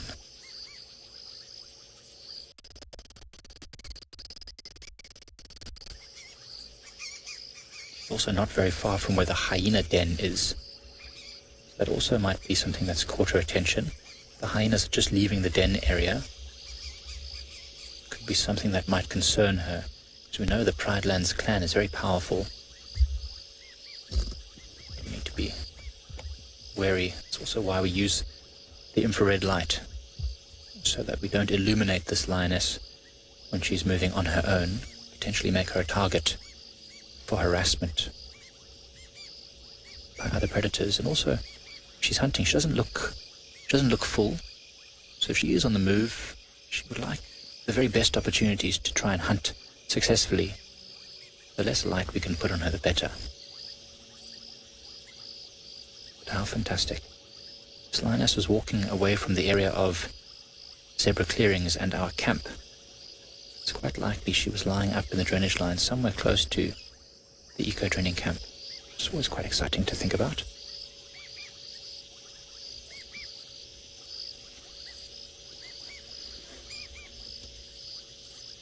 Wonder what's on her mind. So strange, we keep seeing lions here on Pride Lands alone, and I don't know if it's the same lion every time. It's very dark now, and I've decided not to go too close to her in case she might be a bit nervous. What we're looking for, if this is Lagatha, is for a scratch over her right eye, or left eye as we look at her, but her right eye. Last time I saw her, she had one there. Now, that's not to say that it will make a scar. That would confirm it. She's up and on the move. She's going to be moving into the darkness, and I don't want to drive the car, because there's a good chance we're going to lose signal if we do. So we'll try and follow her in a moment. But look at that. She fades into the darkness, and that's exactly what she wants to be able to do. And that's why many predators are more relaxed at night than they are during the day. You can hear the birds are not happy about it. Southern white-crowned shrikes. Alarming.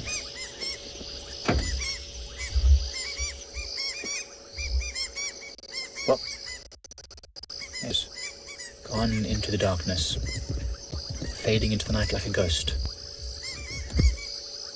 We'll try and follow her in a moment. Just trying to figure out if she's hearing something. All right, let's give it a go. Not much for it. 2 seconds. However.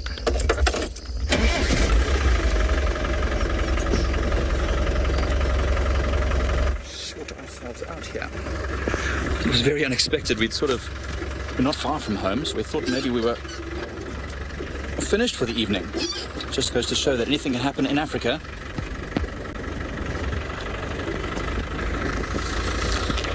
Where is she heading?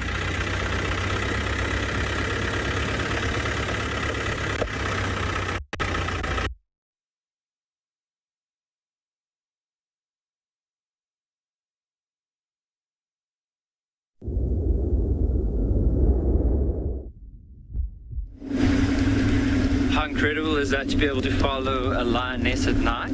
And that's what we're hoping to do this evening. We haven't been really lucky. We've been trying to listen out, occasionally just stopping the vehicle, switching off the engine, listening to the night sound to hear if there's any alarm calls or possibly even those lions roaring, but nothing yet.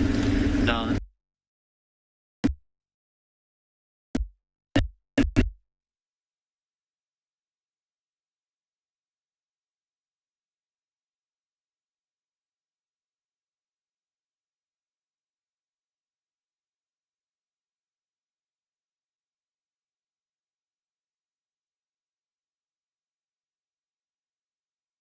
spotlight.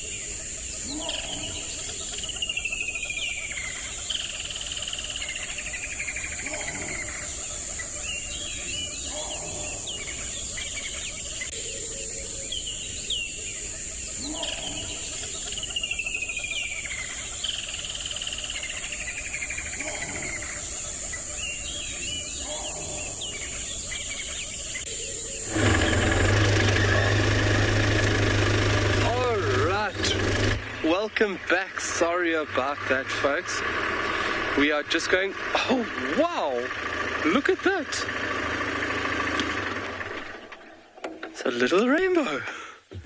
You see? You guys were the pot of gold at the end of the rainbow. How fantastic is that? I did not expect that coming over the dune. Just wanted to change position and get another view on this beautiful and vast landscape. Said that we are going to be gifted with this afternoon, or this evening, sorry, is going to be a magical one. It's a little bit of water falling. There's a cloud just behind us. It's also releasing a bit of water.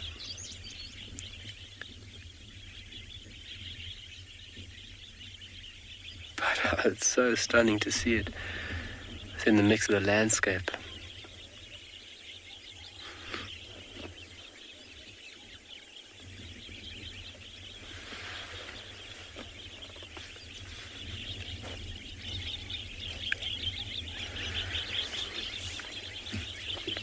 Long shadows starting to be drawn out, and it's almost time to say goodnight to that beautiful star that we rely on for everything. You can hear all the wattled starlings in the distance going absolutely bazonkers. They're also settling down for the evening.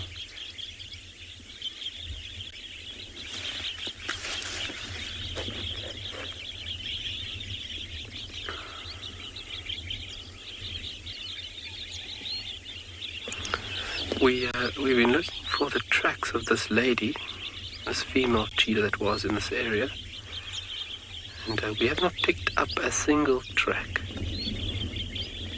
See, being a female, quite elusive, and being one that's not viewed very often, and they are very skittish.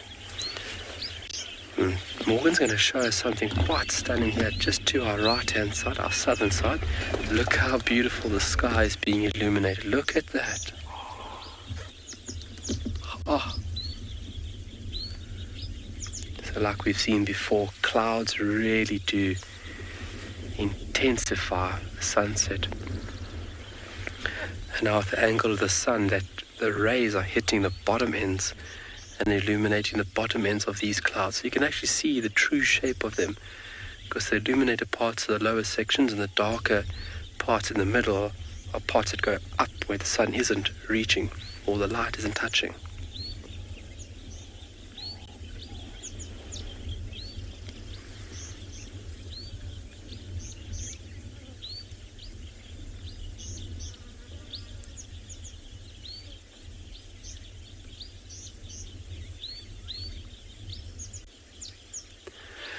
Very important part of the day.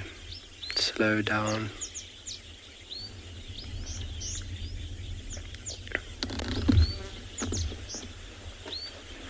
Kate, they really are spectacular here on Tswalu.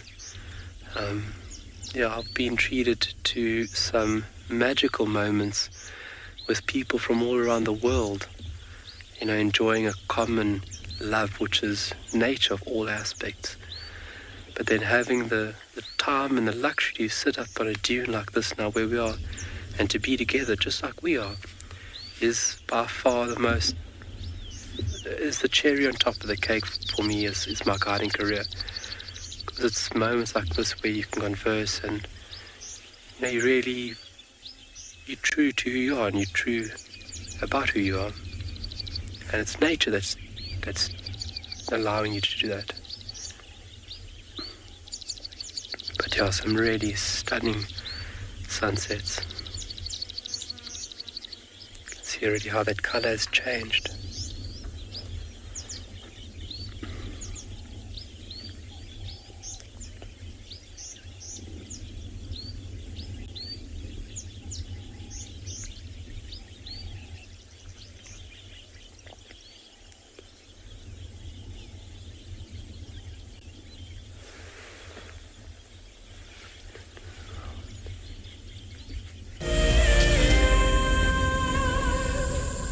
It's no secret that nature can heal. Some of our WildEarth viewers are finding solace in the outdoors close to their homes during lockdown. This is how I keep myself busy during lockdown. Beautiful little jumping spot.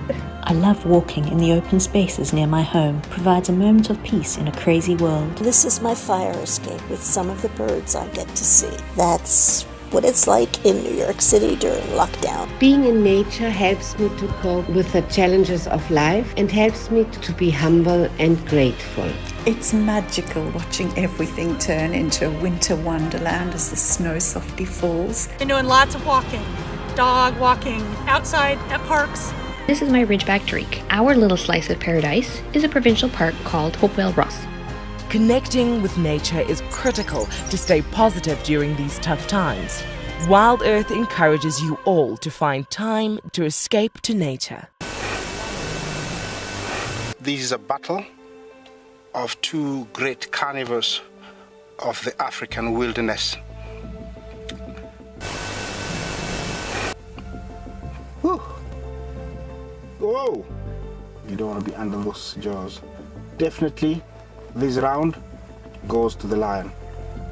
Look at that. Fantastic. Expect the unexpected here on WildEarth daily.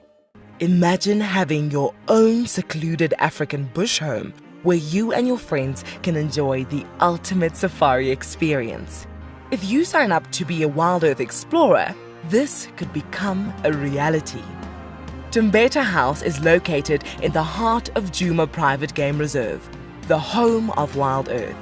You could win a chance to stay at this intimate wilderness retreat, offering you the rare and highly sought-after privilege of your own home in the bush. The prize includes 3 nights for 6 people and includes daily game drives, a chance to see the WildEarth camp, and have dinner with one of our guides. Sign up to be a WildEarth explorer before the end of February 2021, and you could be heading to Djuma, the place that we call home. Available dates are limited, so terms and conditions apply.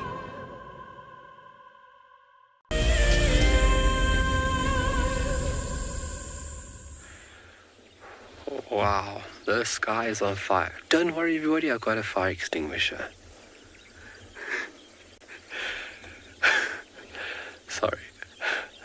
But looking absolutely stunning. I've just turned the vehicle around quickly with Morgan, just so that we can be facing that beautiful setting sun. And we can really enjoy the true wonders of the sunset. It's getting very, very chilly. The temperature's dropping very quickly this afternoon. It's also because we've had a constant breeze blowing in from the northeast. And obviously with that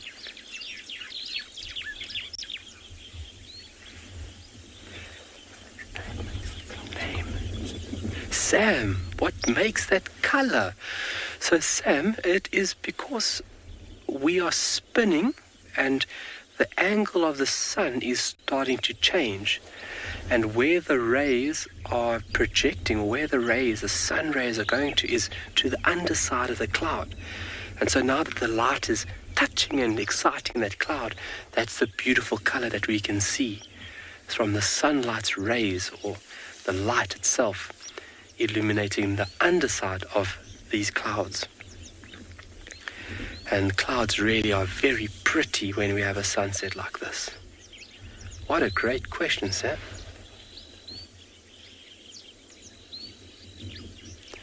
So we've had this dominant cloud cover for the majority of the day, and that's where we haven't had enough solar radiation touch this the terrestrial basis. And so now you'd find that these early evenings would be a lot cooler than, for example, if we had a clear day. Whereas in tonight, I think the temperature is going to be fairly chilly.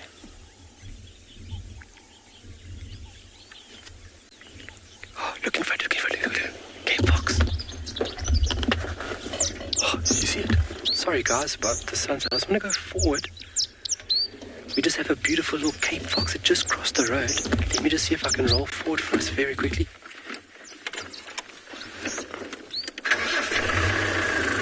just crossed the road in front of us right now. Let's see if we can just sneak a little peek of this little animal before.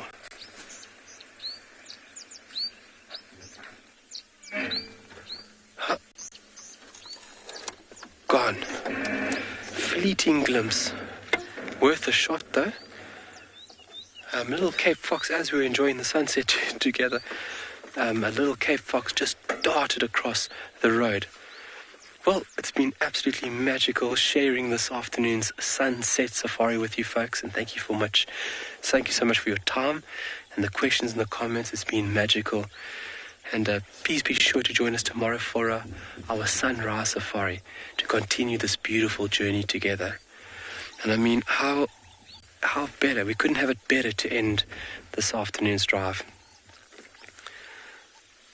Kalahari is singing its goodnight songs, getting all the birds starting to settle down, giving their final say.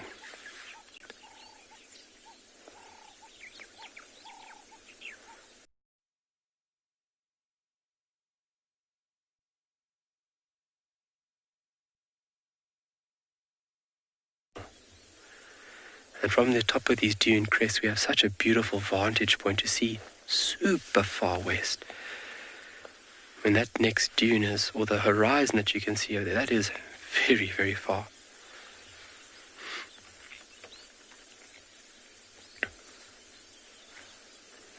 That light's starting to dull down a bit there now, and you can see now the night really taking hold.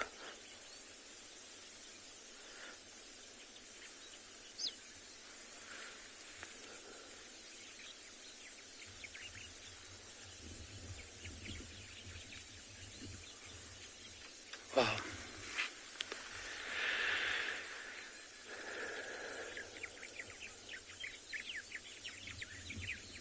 Well, you guys are awesome, and we'll see you tomorrow morning.